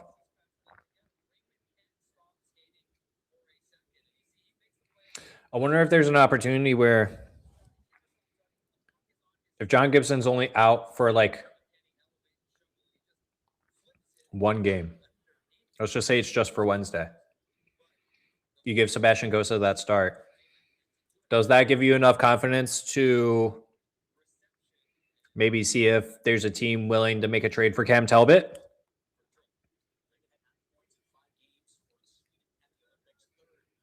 Thoughts on trading Cam Talbot if John Gibson is not out long term? Maybe like a game. Sebastian Cosa starts on Wednesday. Gets a 32-save shutout against the Vegas Golden Knights. Do you trade Cam Talbot if that all comes to fruition? I'm not psychic. I'm a little psycho, but I'm not psychic. But part of me wants to say that is in the realm of possibilities for Steve Yzerman and the Detroit Red Wings. John Gibson gets hurt. Wings call up Cosa. Cosa plays against the Vegas Golden Knights on Wednesday. Posts a 32-save shutout. Cam Talbot gets traded Friday. And the Red Wings are able to bring John Gibson back into the fold. Cosa stays up. John Gibson's healthy. That's your tandem moving forward. Realm of possibilities? Let me know what you guys think. Am I a little far-fetched here?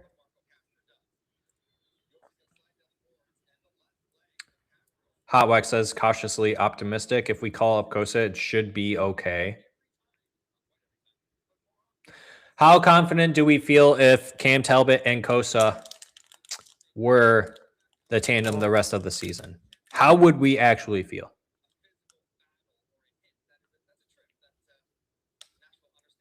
I could not say for certain that we would be a playoff team. We might make the playoffs, but we would probably get blown out within the first 4 games. Somehow we would probably get lucky, make it in, and then just get blown out. I'm trying to be as optimistic as possible and positive. I'm trying not to be a negative Nancy here. Just thinking about it, trying to realistically of like scenarios and ways that this all could play out.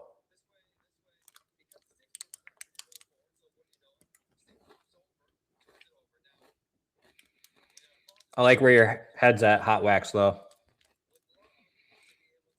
Gotta stay cautiously optimistic.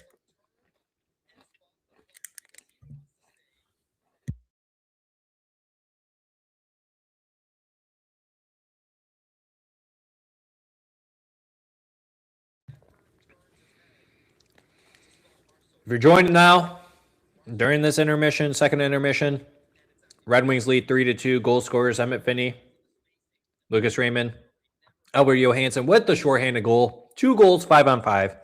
John Gibson pulled after the first period due to an upper body injury. Cam Talbot in net to replace him. If John Gibson does miss any sort of time, the Detroit Red Wings will indeed have to call up a goaltender. More than likely, Sebastian Cosa. For how long? No one knows yet. If it is long-term, the poll reads, can Cam Talbot be the starter if Gibson is out long-term? And this is where I wish I could do multiple polls on here, because my next question is, can the Red Wings make the playoffs if the goaltending tandem is Talbot and Cosa? Let me know, chatters. Chat them up. Let me know. Is this team a play? Can they make the playoffs with Talbot and Cosa the rest of the season? If that were to happen, make the playoffs still. Gibson injury is brutal, Logan. Yeah, it's very brutal. Like I was just saying, it feels like that the season just ended, and we're literally in the middle of a game, and there's like 20 more games left in the season. Trying not to be doom and gloom about it. That's just kind of how it feels, because John Gibson was like the light, especially with 5-on-5 not being there. It's slowly picking back up. Defense could obviously better, always has needed work. That's not a secret. This was the risk with Gibson. He is always injured. Hopefully Yzerman factored this into his plan when they traded for him. Probably. I mean, maybe not. I mean, that's always in line of thinking. You always have to have a backup plan. Absolutely. I mean, as a general manager, you'd be silly if you don't have a plan B, plan C in case of worst case scenarios, right? That's where Sebastian Cosa comes in. This is going back to it. We've touched on this, touching on it again. This is where we have said for the longest time, this is the opportunity that Cosa would need in order to get his shot in the NHL to potentially be the backup for next season under John Gibson. Does it suck John Gibson got injured? Yes, but it comes with a present of Sebastian Cossa getting his opportunity to showcase more in the NHL than what we have seen. He hasn't even played a full game in the NHL. He holds a record, but he technically hasn't played in a full NHL game, full 3-period game. He's played in 1.5, maybe 2, and then OT, and then in a shootout, and then gets a win. First goalie ever to do that in relief and then win it in a shootout. Unreal stat, but now's the time to see what Sebastian Cossa can do for you. Sebastian Cossa should, if John Gibson is injured and can't play Wednesday, after I said basically the whole entire stream before he got injured, he should be the guy that you ride the rest of the season moving forward. Cossa should be the starter Wednesday against the Vegas Golden Knights. And then from there, you figure it out who it is against the Florida Panthers. But yeah, first you got to see what's up with John Gibson. How long is he out for? If it's for the rest of the season, buckle up, boys and girls. It's going to be one hell of a ride. If it's, for a month, it's not the greatest news. I think it's stomachable. If it's for like a week or two, I think that's great because that gives you enough time to see what Cossa can do. And if he's ready for the backup role next season. There's a lot of different ways you can look at this as. So I don't think there's a right or wrong answer, but this is the type of opportunity Sebastian Cossa has been waiting for. It just came at the cost of an injury, unfortunately, for John Gibson. Cossa should replace Talbot as the first backup. I hope this proves to be a blessing in disguise. Yeah, literally what I just said, Hot Wax. Yeah, it sounds like we're pretty much on the same train there in lines of thinking. So yeah, it really could be a blessing in disguise for not just for Sebastian Cossa because he's been waiting for a long-term call-up in the NHL, but for the team. Honestly, this could put a chip on the shoulders of Dylan Larkin, Lucas Raymond, Alex DeBrincat, some of these other guys to play better in front of Sebastian Cossa. And who knows, Sebastian Cossa very may well surprise us. He could just sit on his freaking head, game in, game out. And honestly, I hope that happens. I really do. I hope I don't want to say that there are haters out there, but there are people that, I like Trey Augustine. Sebastian Cossa obviously gets the first call up. I think Sebastian Cossa will be a really good goalie. I do slightly believe when the 10 years are done, Trey Augustine will have the overall better career. That's just my personal take for now until proven otherwise. Cossa deserves this opportunity just as much as anyone else. It's going to be good for him. It's going to be good for the team, or at least I hope. So staying cautiously optimistic on this. Gibson out, hopefully not long term. At most, I'd only like for it to be like a week or 2 weeks. Cossa very may well could surprise us and be the goaltender that we've always wanted him to be. And then even thinking about Trey Augustine, I don't think Trey Augustine, we see him. He'll be in Grand Rapids next season. If anyone has any worries about Trey Augustine signing with the Red Wings, don't. Steve literally gave him the opportunity. He's like, okay, you want to go back to college? You want to win that championship? Yeah, go ahead. Go ahead. It was either that or you be the backup for Cossa in Grand Rapids.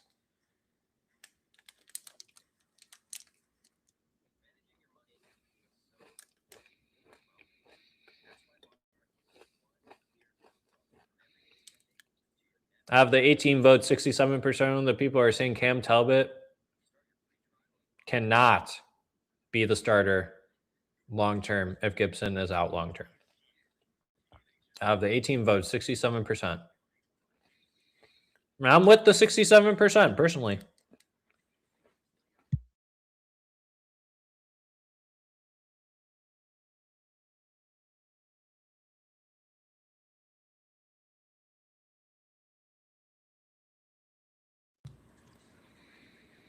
I wonder if Sebastian Cossa is watching this game. He's probably jumping up and down, looking at his phone, waiting for Steve to make the call. Pack your bags. Get your ass over here. We got hockey games we got to win. It's your time to shine.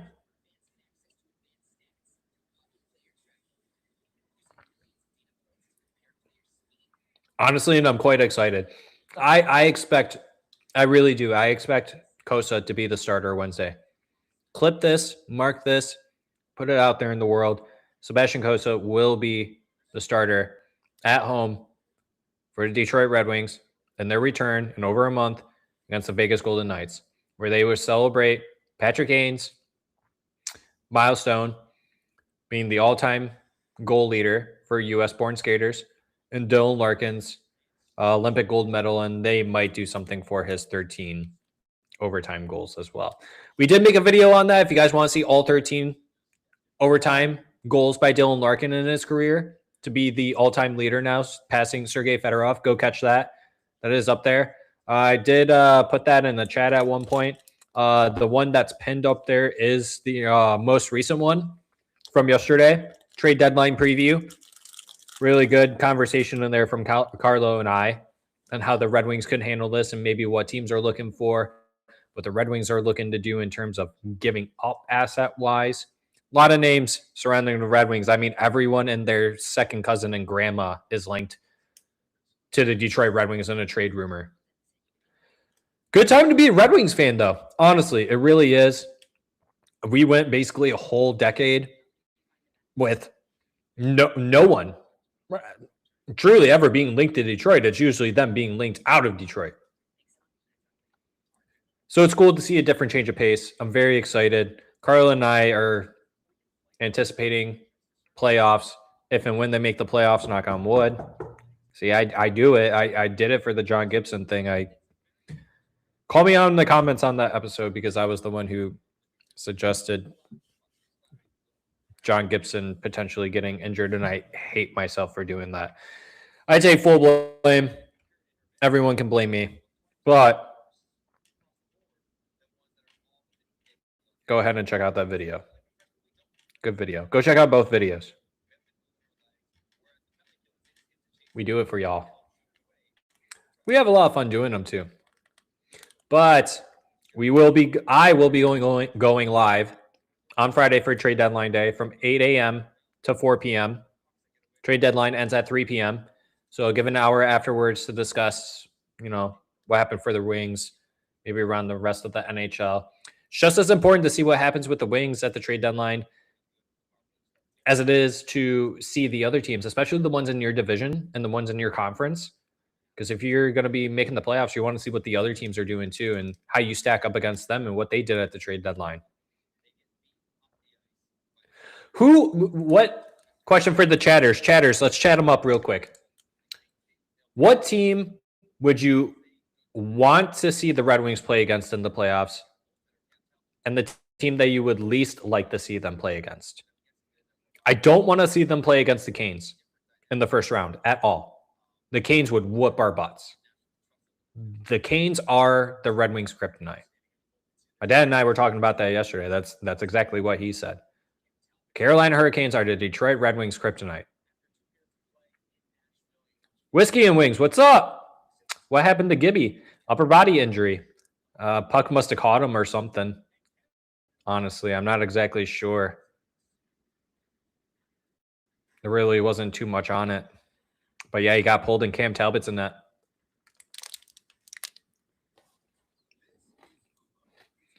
I'm being very unprofessional eating a granola bar in front of you guys. But I love you. You guys love me. It's all right. Plus, they're good and good for you. If you guys haven't already, make sure to hydrate. Drink some water. Your body loves you if you do. It's good and it's good for you.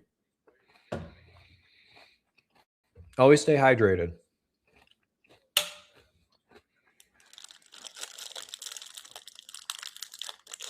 It's intermission right now. Second intermission. Red Wings winning and leading the game 3-2 against the Nashville Predators. Goal scorers Emmett Finney, Lucas Raymond, Albert Johansson, shorthanded goal. The other two goals, 5-on-5.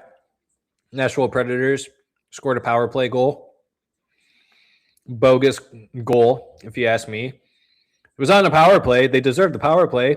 They called the penalty on the wrong player. It was supposed to be JBD. Called it on Larkin. One of your better penalty killers, if not your best penalty killer on the team. Brett score. Ref shanked us on that. I was not too pleased. And then they scored again after we're in the second period. I can't remember who the goal scorer was, but I don't think you guys really care who scores on the Preds. We just want to see the Red Wings win. But John Gibson is the main story. Gets pulled after the first period due to an injury, upper body injury. Cam Talbot comes in net. Sebastian Cossa expects Sebastian Cossa to get called up and potentially get his first NHL start on Wednesday against the Vegas Golden Knights.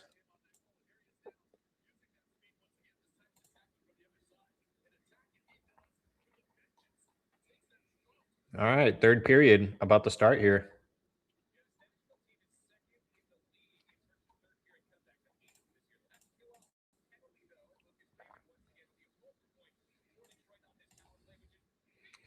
All right, puck about to drop. If you guys are watching or listening to me, or both, watching and or listening to me while watching or listening to the game, please remember you're probably ahead of me because I am streaming the game while also streaming to you guys. So there's a bit of delay on multiple ends here, but thanks for joining me. I really do appreciate it, guys. Red Wings with an opportunity there. My goodness, what a shot. Red Wings still maintaining opportunity. Staying in the Nashville zone on the power play with minute 25 left. Oh, Dylan Larkin with an opportunity in front of the net. UC Saros with a good save. Dylan Larkin wishes he had that one back. He's like, damn, how'd that not go in? UC Saros, what a good save. The Red Wings have had many opportunities this game. UC Saros.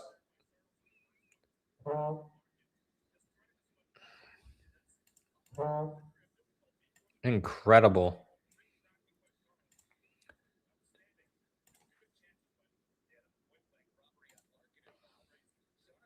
If you guys have not already, please like the stream. I really do appreciate it if you guys like the stream. Subscribe also if you have not already. I truly do appreciate you guys and love you guys. I do this for you guys. And because it's fun. I really do enjoy doing this. Red Wings with another opportunity there being on the power play. Come on, Red Wings. Still Lucas Freeman with the puck. Over to Alex DeBrincat. Back to Kane. Back to DeBrincat. Sider. Kane. Raymond. Cat. Trying to get it over to Larkin. Can't. Predators dump the puck. Crap.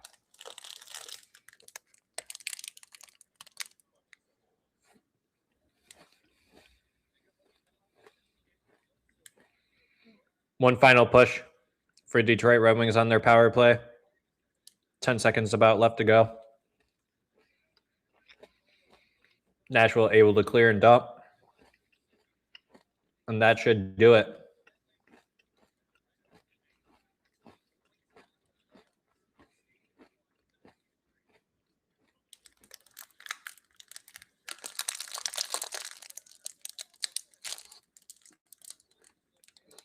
Man, most of the granola bar like melted. And I can't get the rest that's in there. Well, back to being professional for all you guys at least.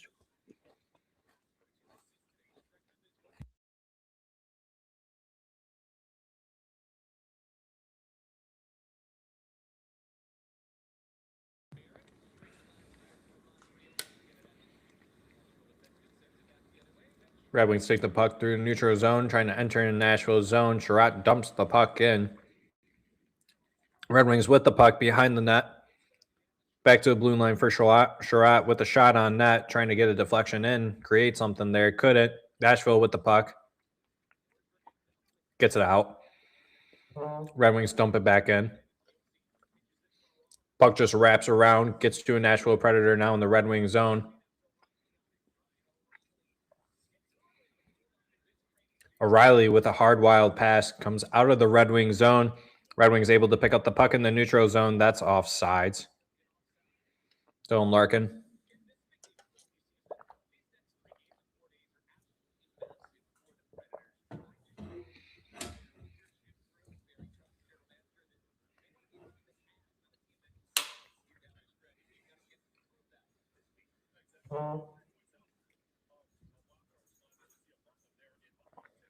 Oh, and we have a trade. Not for the Red Wings. Edmonton and Chicago.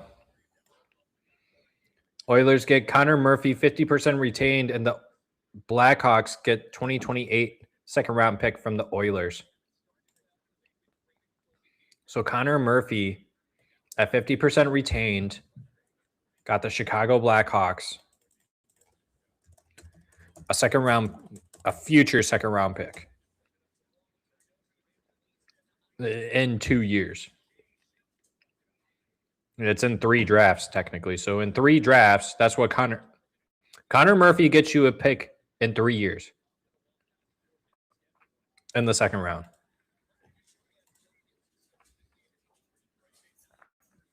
That's crazy. 50% retained. What was this cap hit at?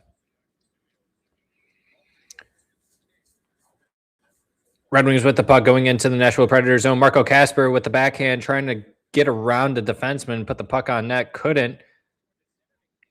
That fourth line creating a lot of opportunities this game to keep the Red Wings leading.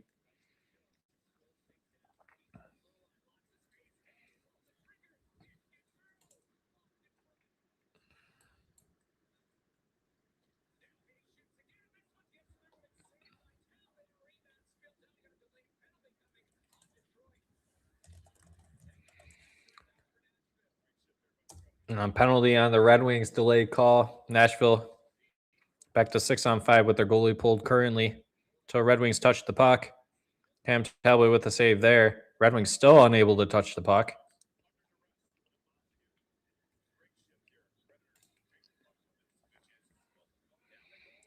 Connor Murphy's cap hit at $4.4 million, so half retained. $2.2 million for the Edmonton Oilers. Connor Murphy, big boy, 6'4", 212 pounds.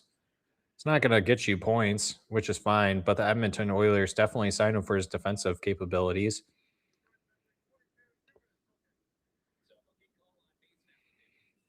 Yeah, for 2028 second round pick for Connor Murphy at a rental price, that's actually not bad for the Edmonton Oilers. It was actually a pretty good deal.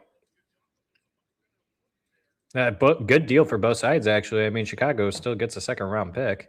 It's not like they lose anything out of trading Connor Murphy away for a month and a half. He probably wasn't going to re-sign with them. But it is always funny when those players do end up re-signing with their clubs that trade them away. Low-key wish that happened with Tyler Bertuzzi, but that's okay. Never happened, and that's okay. I'm not salty about it at all. I'm really not. But anyways.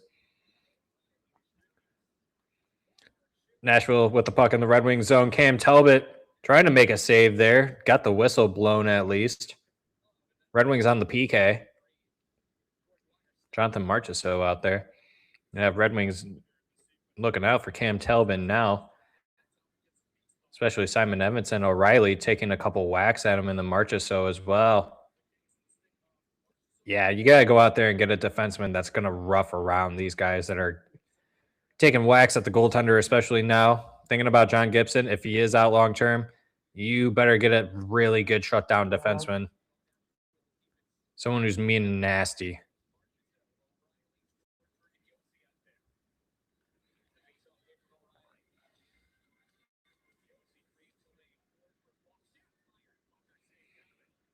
Good save by Talbot there.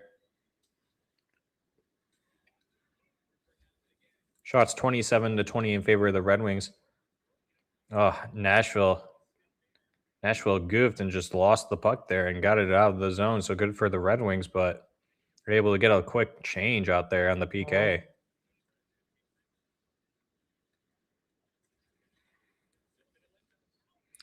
Wow, good pass there and good save by Talbot, though. Keep this a 1-goal game. Directly right in front of the net. Good save there.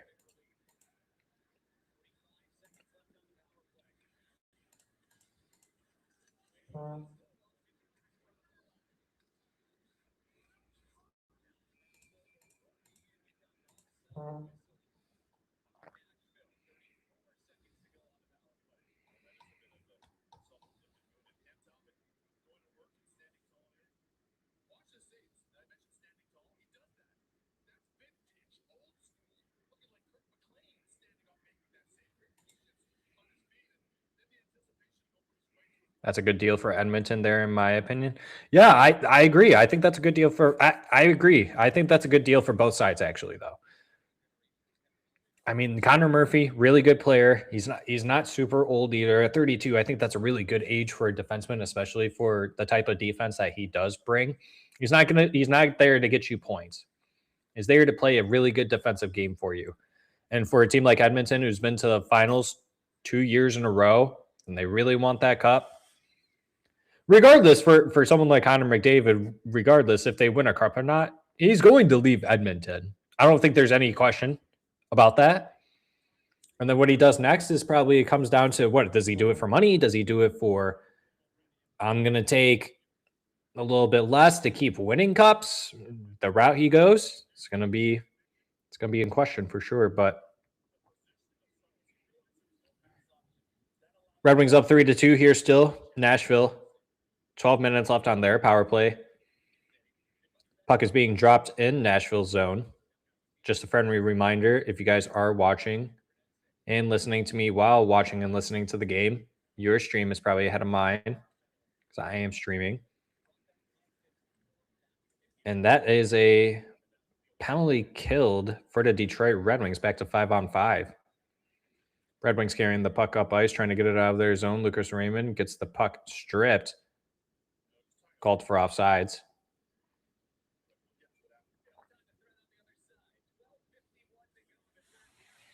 $12:51 to go in this third period in this game.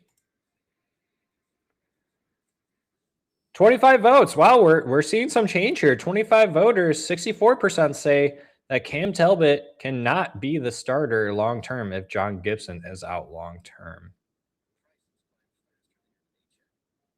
Started at 69, it was 67, now it's at 64. We're getting more and more people saying Cam Talbot can handle the reins. Granted, I just want a friendly reminder, Cam Talbot, we watched him play in the Canes game. The Canes are a top team, okay? So you got to give them maybe a little benefit of the doubt. I get it, okay?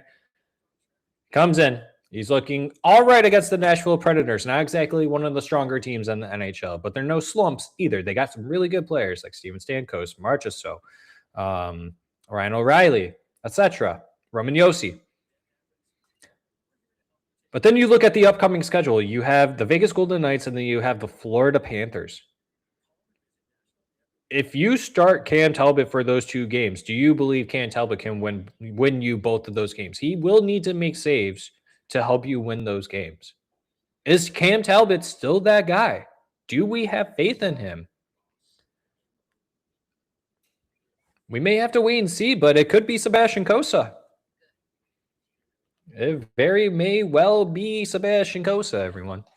Sebastian Cossa, you are a Red Wing. Welcome to Detroit.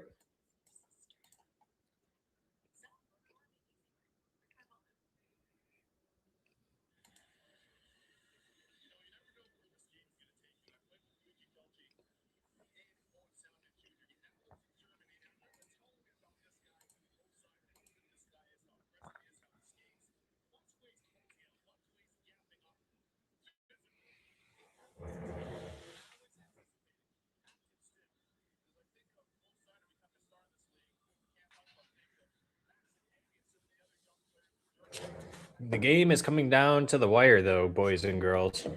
It truly is. Red Wings still leading 3-2, though.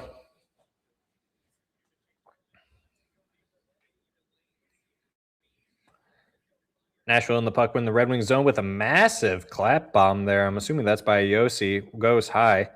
Almost gets out, but more opportunities there for Nashville. Getting the puck on the net. on Talbot. Red Wings trying to do their best to get the puck out of the zone. They can. Nashville trying to get more opportunities there. Red Wings finally able to get the puck, but can't keep control. Nashville get the pucks and dumps it while doing a line change. Red Wings doing the same thing, just kind of whizzing the puck around the boards. Can't collect the puck there. Alex DeBrincat, my goodness, what are we doing here? Is this Pee Wee hockey? And there we go. We finally get someone to dump the puck, which then creates an icing. What are we doing here? Come on.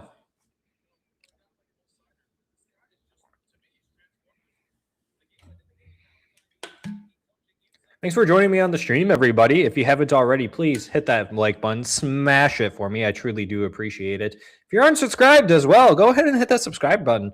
Definitely got a lot more content coming your way. Trade deadline is approaching. I got a lot of stuff up and coming for you guys to enjoy throughout this week.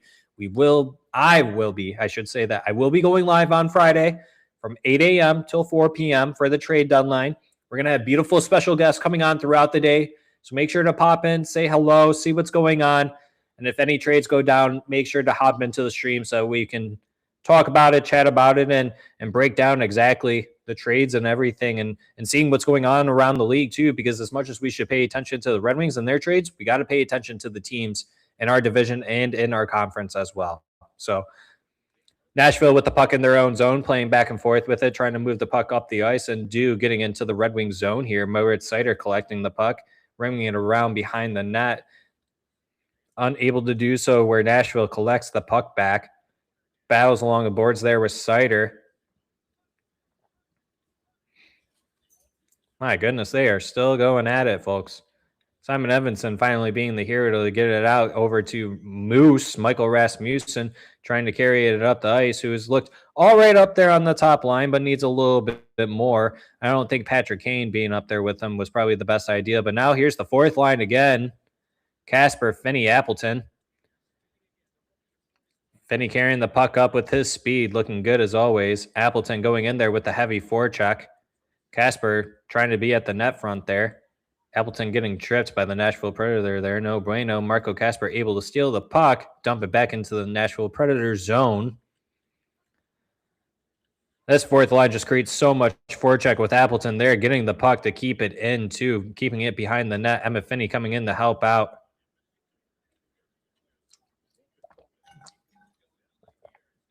Ref may have to blow the whistle on this one. Ref blows the whistle on that one. They could not do anything with that puck. Mason Appleton was not letting Nashville get anywhere near that puck. Wasted a good chunk of time, too. If you're going to do anything, or kids, if you're watching, listening, do exactly what Mason Appleton did. If you have no opportunity to move the puck, just keep it there. If you got the lead, waste some time. Classic soccer trick. Just kick the ball way over there. But if you put the puck over the netting, over the boards, it's obviously delay a game. So don't do that. Just keep the puck along the boards. Let them fight for it. Take a couple shots if you need to. Waste some time. 10 minutes ago left in this third period. Ooh, and that looked like a terrible trip right there. That player went way down. Nashville coming into the Red Wing zone.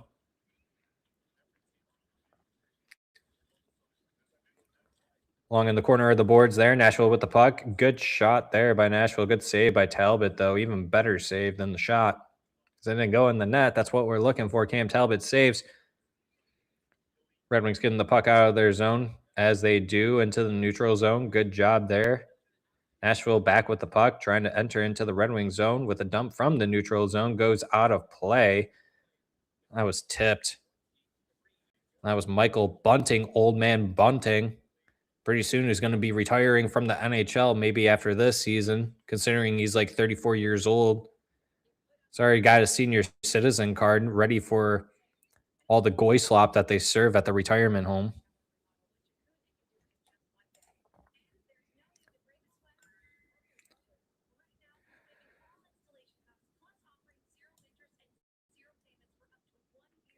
Red Wings good. Finney and Johansson were not who I expected to score today. Yeah, that's perfect. That's exactly who we need to score today, though, because not only do we want more scoring for 5-on-5 from our better players, but we just need scoring and production in general from players that are going to be in our bottom six.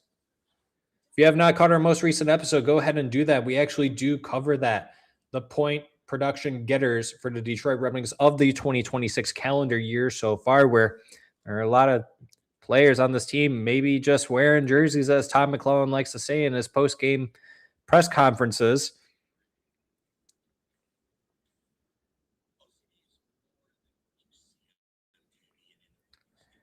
Cam Talbot equals an L every time he is in the net. Donnie, I don't know. He's still got a winning record so far this season, and they're winning with him in net right now. He's looked pretty good for someone who comes in to relieve a goalie who had to go out with an upper body injury. So it's never easy to come in midway game. Granted, it is after an intermission, so both teams are a little stale, maybe potentially, but both teams had their legs underneath them.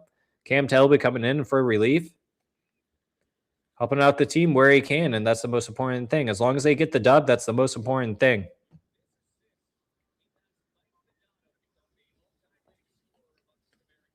Donnie, I would assume then you also selected no. Can Talbot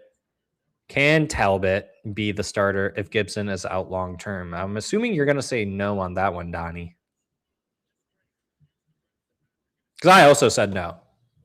They're going to call up Kosa. This is my plan. This is my bright idea. This is my tinfoil hat plan for Steve Yzerman on how to handle this John Gibson situation. John Gibson, put him on IR.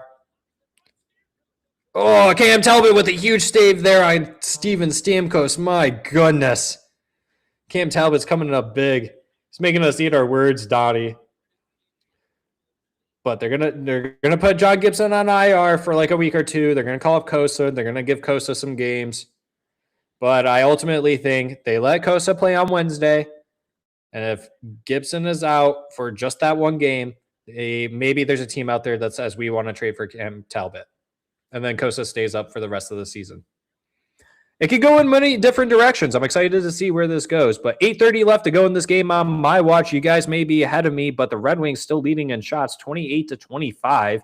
And in the scoreboard, 3-2. Nashville in the Red Wings zone. With a shot there a little wide. Now, both teams in the corner battling for the puck. Like I just mentioned, Red Wings should be doing this. They should be staying in the corners a little bit longer than they need to. They waste a little bit more time. Red Wings pushing up the ice. Moritz Seider had a good opportunity there. Decided he couldn't reach that. Decides to go off for a line change. Nashville there now with a counter. You got Philip Forsberg coming up the right wing. Circles back, passes the puck. Roman Josi. Good spin around move there, trying to feed the puck there in the slot. No one there to collect that. Red Wings now with the puck, trying to find a way to get the puck out of their own zone. Somehow managed to do that with Dylan Larkin picking up the loose piece of food. Dylan Larkin circling behind the Nashville Predator net.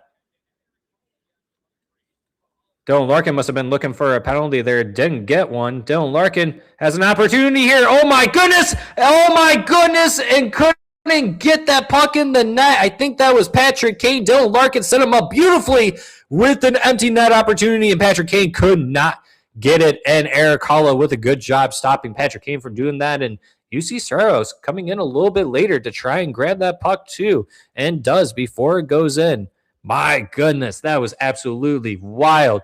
And there have been, it's kind of like watching the gold medal game again. All these open net opportunities, Red Wings can't score. They're looking like Team Canada. Sorry for all these Canadians that may be in here. That was more of a shot at Carlo than anyone else if you are Canadian. I do love you guys. I am also Canadian, but I do live in the States. But USA. Let's go. That should have been a goal. There's been a couple other opportunities. This game easily could be 6-2 for the Detroit Red Wings, especially if John Gibson was still in net and some of these shots went the other way. Red Wings with the puck again. You got that fourth line back out there, the Mason, Appleton, Finney, Casper line. And they are just zipping around, and having someone like Appleton out there with them to be that dad and that beautiful mustache of his. Do it for the kids. Do it for the kids. Mason.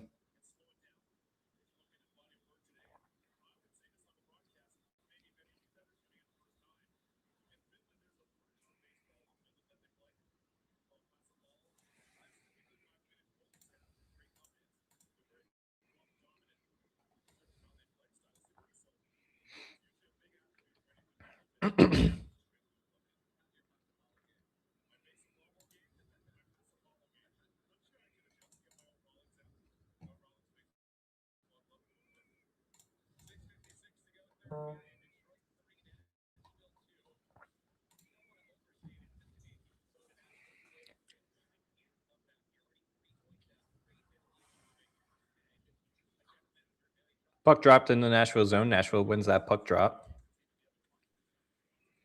Going into the Red Wings zone, Sherratt able to corral that puck going between them.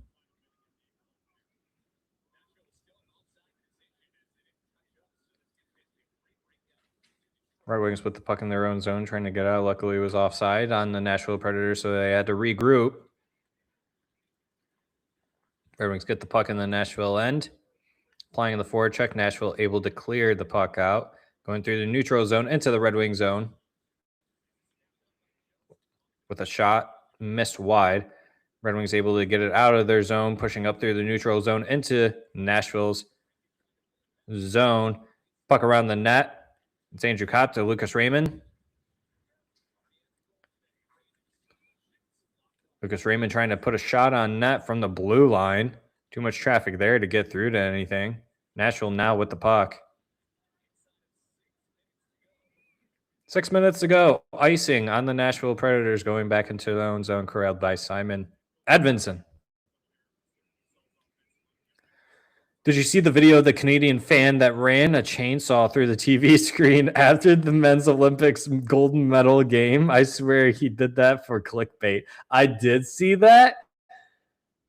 And I would probably agree with you, Hot Wax. It probably was. He was probably frustrated, but also it's a little extreme. But I guarantee you what came out of his mouth was, in the off chance that Canada loses, I don't expect them to, but if they lose, I am going to chainsaw this TV and I will just buy a new one. TVs are so cheap nowadays. It looks like it was like a 40-inch TV. You can get one for $150 at Costco. Granted, $150 is a lot. I'm not saying that that's not a lot, but yeah, probably for clickbait. It was funny, though. It was funny. I did see that.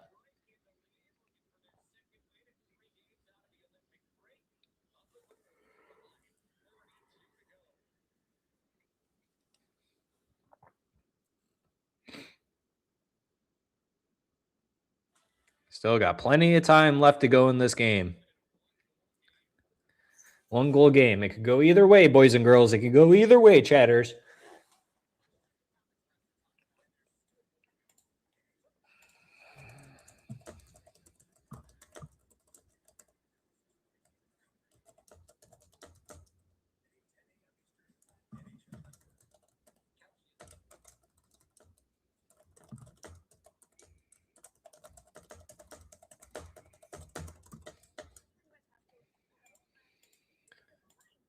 All right, polls going up on Twitter X.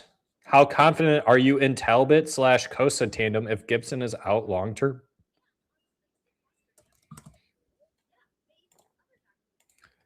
It is going up on Twitter.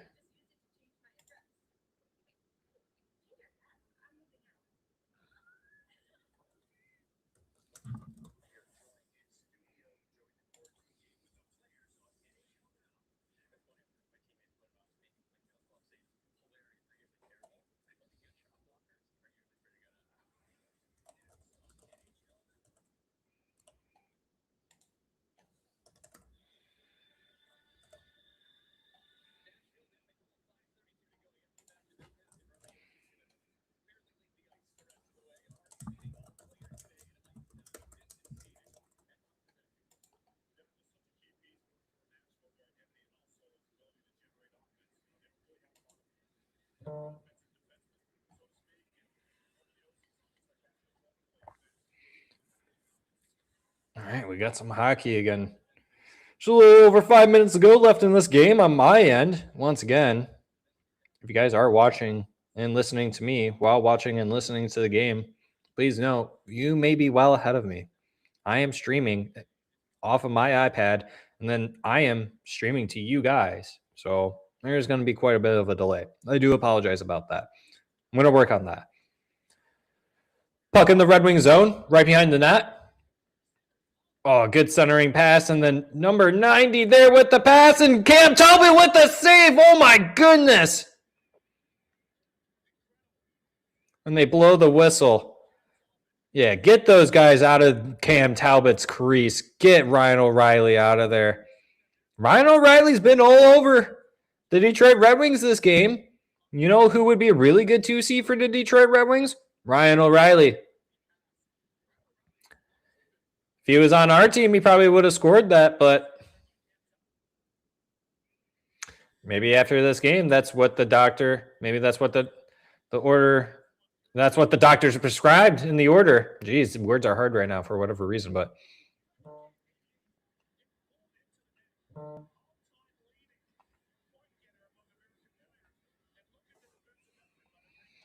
Cam Talbot's having one hell of a game, though.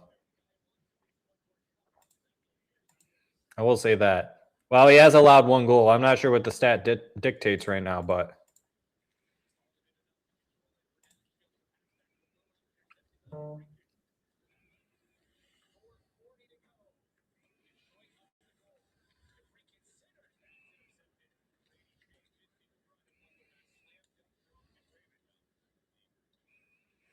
Nashville going into the Red Wing zone.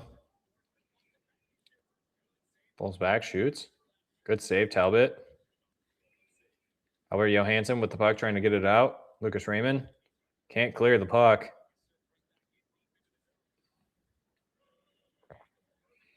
There you go, Andrew Kopp. Nashville zone. Good pickpocket there by Raymond, but can't fully get the puck. Line change for the Red Wings. Oh, God.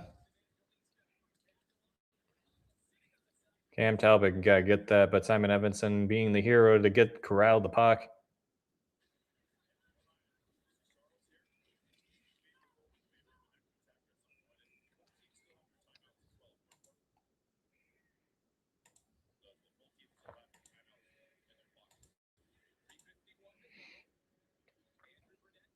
$3:51 to go on my end, boys and girls. Chatters, chat them up.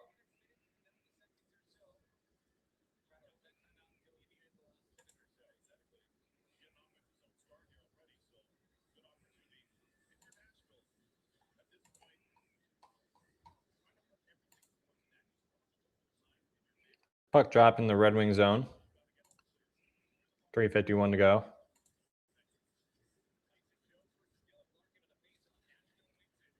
Nashville wins it. Puck comes out of the zone, though. Nashville has to regroup.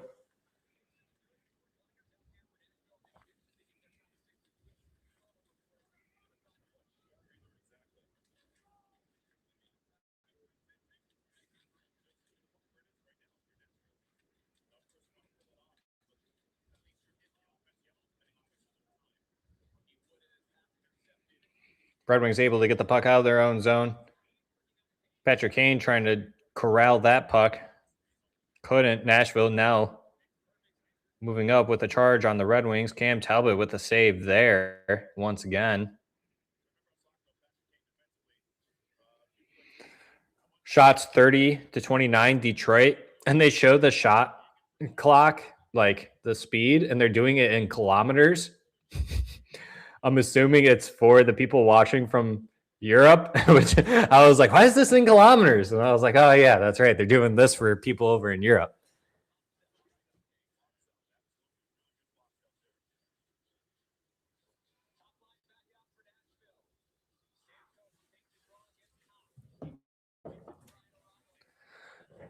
Puck drop in the Red Wing zone once again. Red Wings able to get the puck out. Dylan Larkin able to get it over to Alex DeBrincat with a shot. Just goes wide off of a player.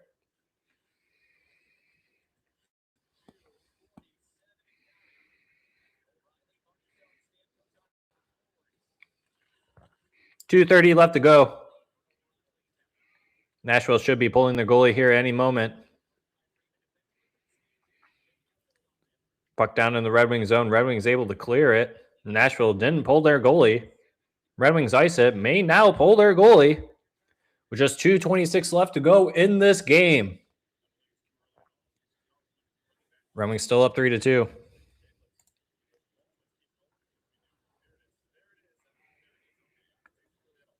Hot Wax, are you originally from the area around Windsor or Chatham? No, I am not. I am in the United States.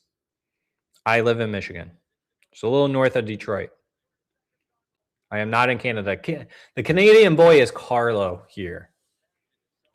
Carlo is the Canadian. Every time him and we record an episode, I can smell the maple syrup coming from my computer screen from his place over into mine. Kidding, obviously. But Carlo did joke around how every time he walks outside, he could smell the Little Caesars pizzas being made at Little Caesars Arena. Oh, nice. Yeah. What's up, fellow Michigander? Hot Wax?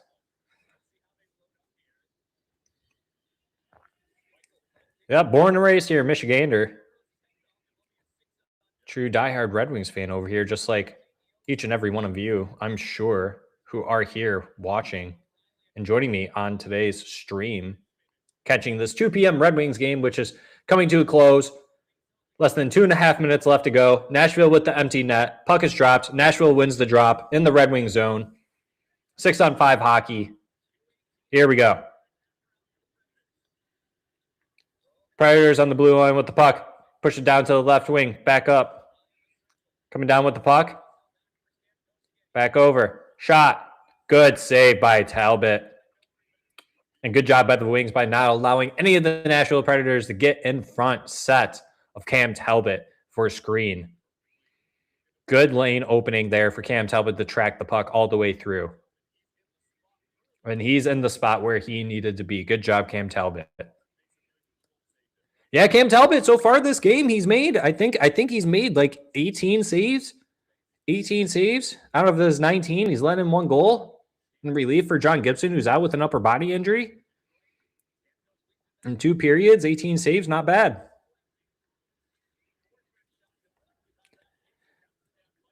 Nashville with the puck still in the Red Wings zone. Sider tries to clear it and does. Goes down for an icing. Nope, no icing. Oh, nope, that is icing. 1:50 to go.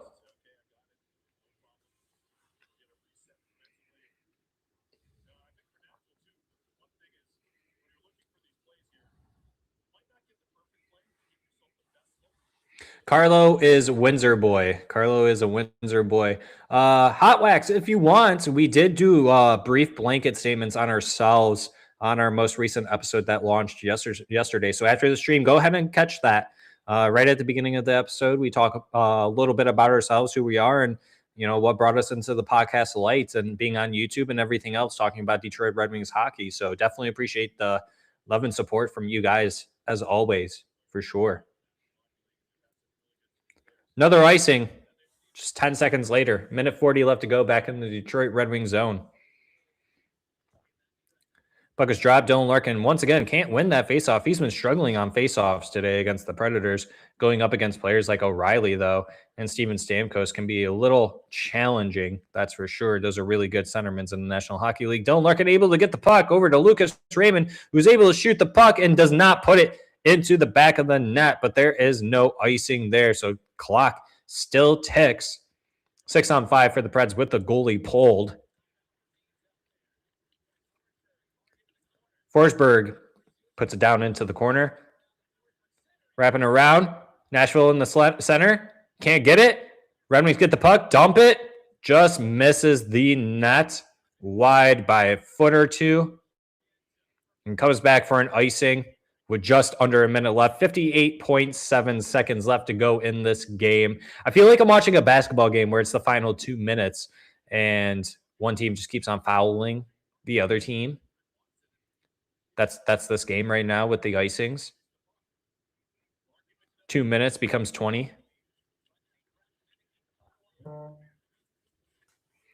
And there you have it. Alex DeBrincat with the empty net goal to seal the deal for the Detroit Red Wings. 4-2.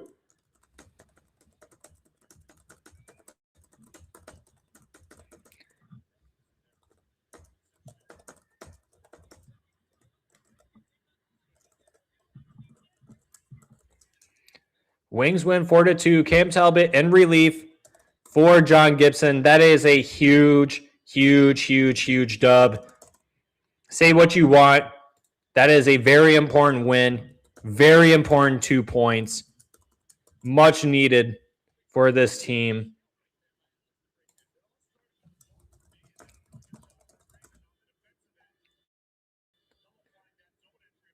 And I think Raymond should get the assist on that for breaking that play up for Alex DeBrincat to be able to get that puck. And a smooth goal by Alex DeBrincat too, showing his skating skills.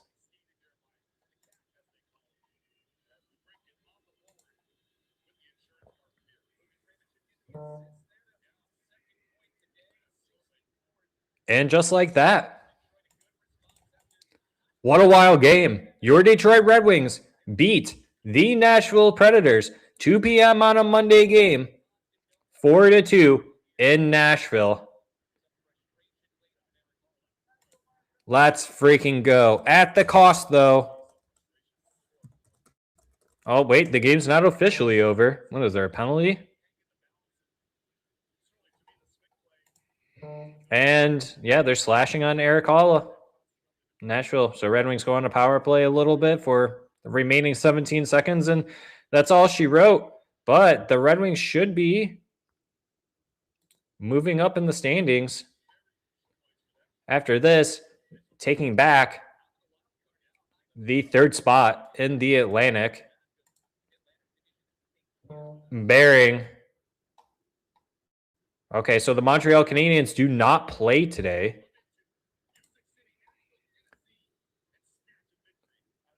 Montreal Canadiens will play the San Jose Sharks tomorrow at 10 p.m. So it is an away game. That is a very important game. We need Montreal to lose.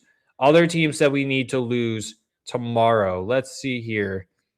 We need Bruins to lose. We need the Sabres to lose. Everyone basically to lose. And my dad is calling me, so I am going to pause my mic for a second.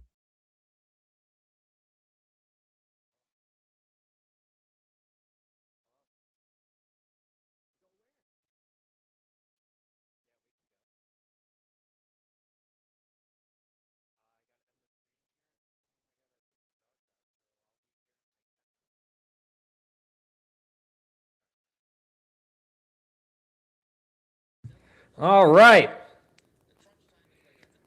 Then that's all she wrote, boys and girls. What a game. What a game. All right, so let's do a quick recap. First period. Or actually, let's start from the beginning. Line juggles. Those lines were very interesting. Tom McClellan sending a message after the loss against the Carolina Hurricanes 5-2. Did some interesting line juggles. Top line was Rasmussen, Larkin, Kane. Second line was Alex DeBrincat, Kopp, and Raymond. Third line was JVR, Comfer, and Shine. And then fourth line was Finney, Casper, and Appleton. And that fourth line was by far the best line this whole entire game. Casper with 2 points. Emmett Finney got a goal. Marco Casper with the 2 assists. Lucas Raymond got 2 points this game as well, I believe. He may have gotten more, actually. Let's see here. We'll actually pull up all the stats here. What is today? Today is Monday.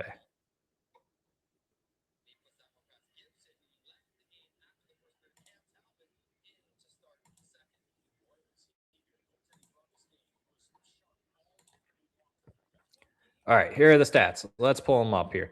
Andrew Kopp got a point today, 17 minutes, time on ice with the +1. Mason Appleton got 2 points. Lucas Raymond got 2 points, goal and assist. Emmett Finney with a goal. Marco Casper, 2 assists. Alex DeBrincat with 2 points, got a goal and assist. Albert Johansson with his shorthanded goal. Cam Talbot coming in for relief of John Gibson. John Gibson made 11 saves, or 10 saves on 11 shots against, had a power play goal against him, which I think that the refs gave that one to the Nashville Predators. They made the penalty call on Dylan Larkin. It should have been on JBD. Shame on them. That led to a goal. But 909 save percentage is what John Gibson left this game with an upper body injury. Hopefully it's not for too long of an injury and not out long term. But expect a Sebastian Kosa call up and potentially to start the next game on Wednesday when they return home to play against the Vegas Golden Knights in celebration too for Patrick Kane and for Dylan Larkin. Cam Talbot, though, one hell of a game coming in on 19 shots against. He had 18 saves, 1 goal against. It was an even strength goal and posted a .947 save percentage. So all around good team win, honestly. You don't want to see anyone get injured. It sucks to see John Gibson get injured and go down. Like I said, hopefully it's not long-term. Expect a Sebastian Cossa call-up. Welcome to Detroit, buddy. It's been a long time since we've last seen you. Hopefully we can get you a start, and it should be on Wednesday. The Red Wings play against the Vegas Golden Knights, which I believe we will be going live again with Hasky from Hasky Highlights. He is also on YouTube. If you guys don't know who he is, go ahead and check out his channel. It should be at Hasky Highlights on YouTube. A lot of great work, a lot of great Red Wings content for you guys to enjoy over there. But should be going live with him on Wednesday for that game. Probably will be going live for the game on Friday as well. Like I mentioned earlier, though, I will be going live for the whole entire trade deadline from 8 a.m. to 4 p.m. Beautiful special guests will be making appearances throughout the day. So make sure to stop by, jump in, say hi to me on Friday, if not Wednesday. But I would love to see you guys on Wednesday. It will be a later night game. This was a showcase for Europeans to get to see more NHL players. But I think this is where I'm going to wrap it up. My dad called me. He wants to go get dinner. I'm also really hungry. I got to let my dogs outside and everything. So thank you for joining me on this live stream once again. If you are returning, but if you are brand new, thank you so much for stopping by. I truly do appreciate it. If you guys haven't already, go ahead and smash that like button. Subscribe to the channel. I truly do appreciate it. Follow us on all the social media platforms. If you aren't already doing this, you can also follow us on Apple and Spotify podcasts. Rate us some 5 stars on there as well. And until next time, I'll see y'all on the next one. See ya. I love you. Goodbye. See you, everyone. Have a nice rest of your day. Let's go, Red Wings. It was a good win. It was an overall good win. Still sad about John Gibson, though. But we get Sebastian Cossa. That's great. See y'all.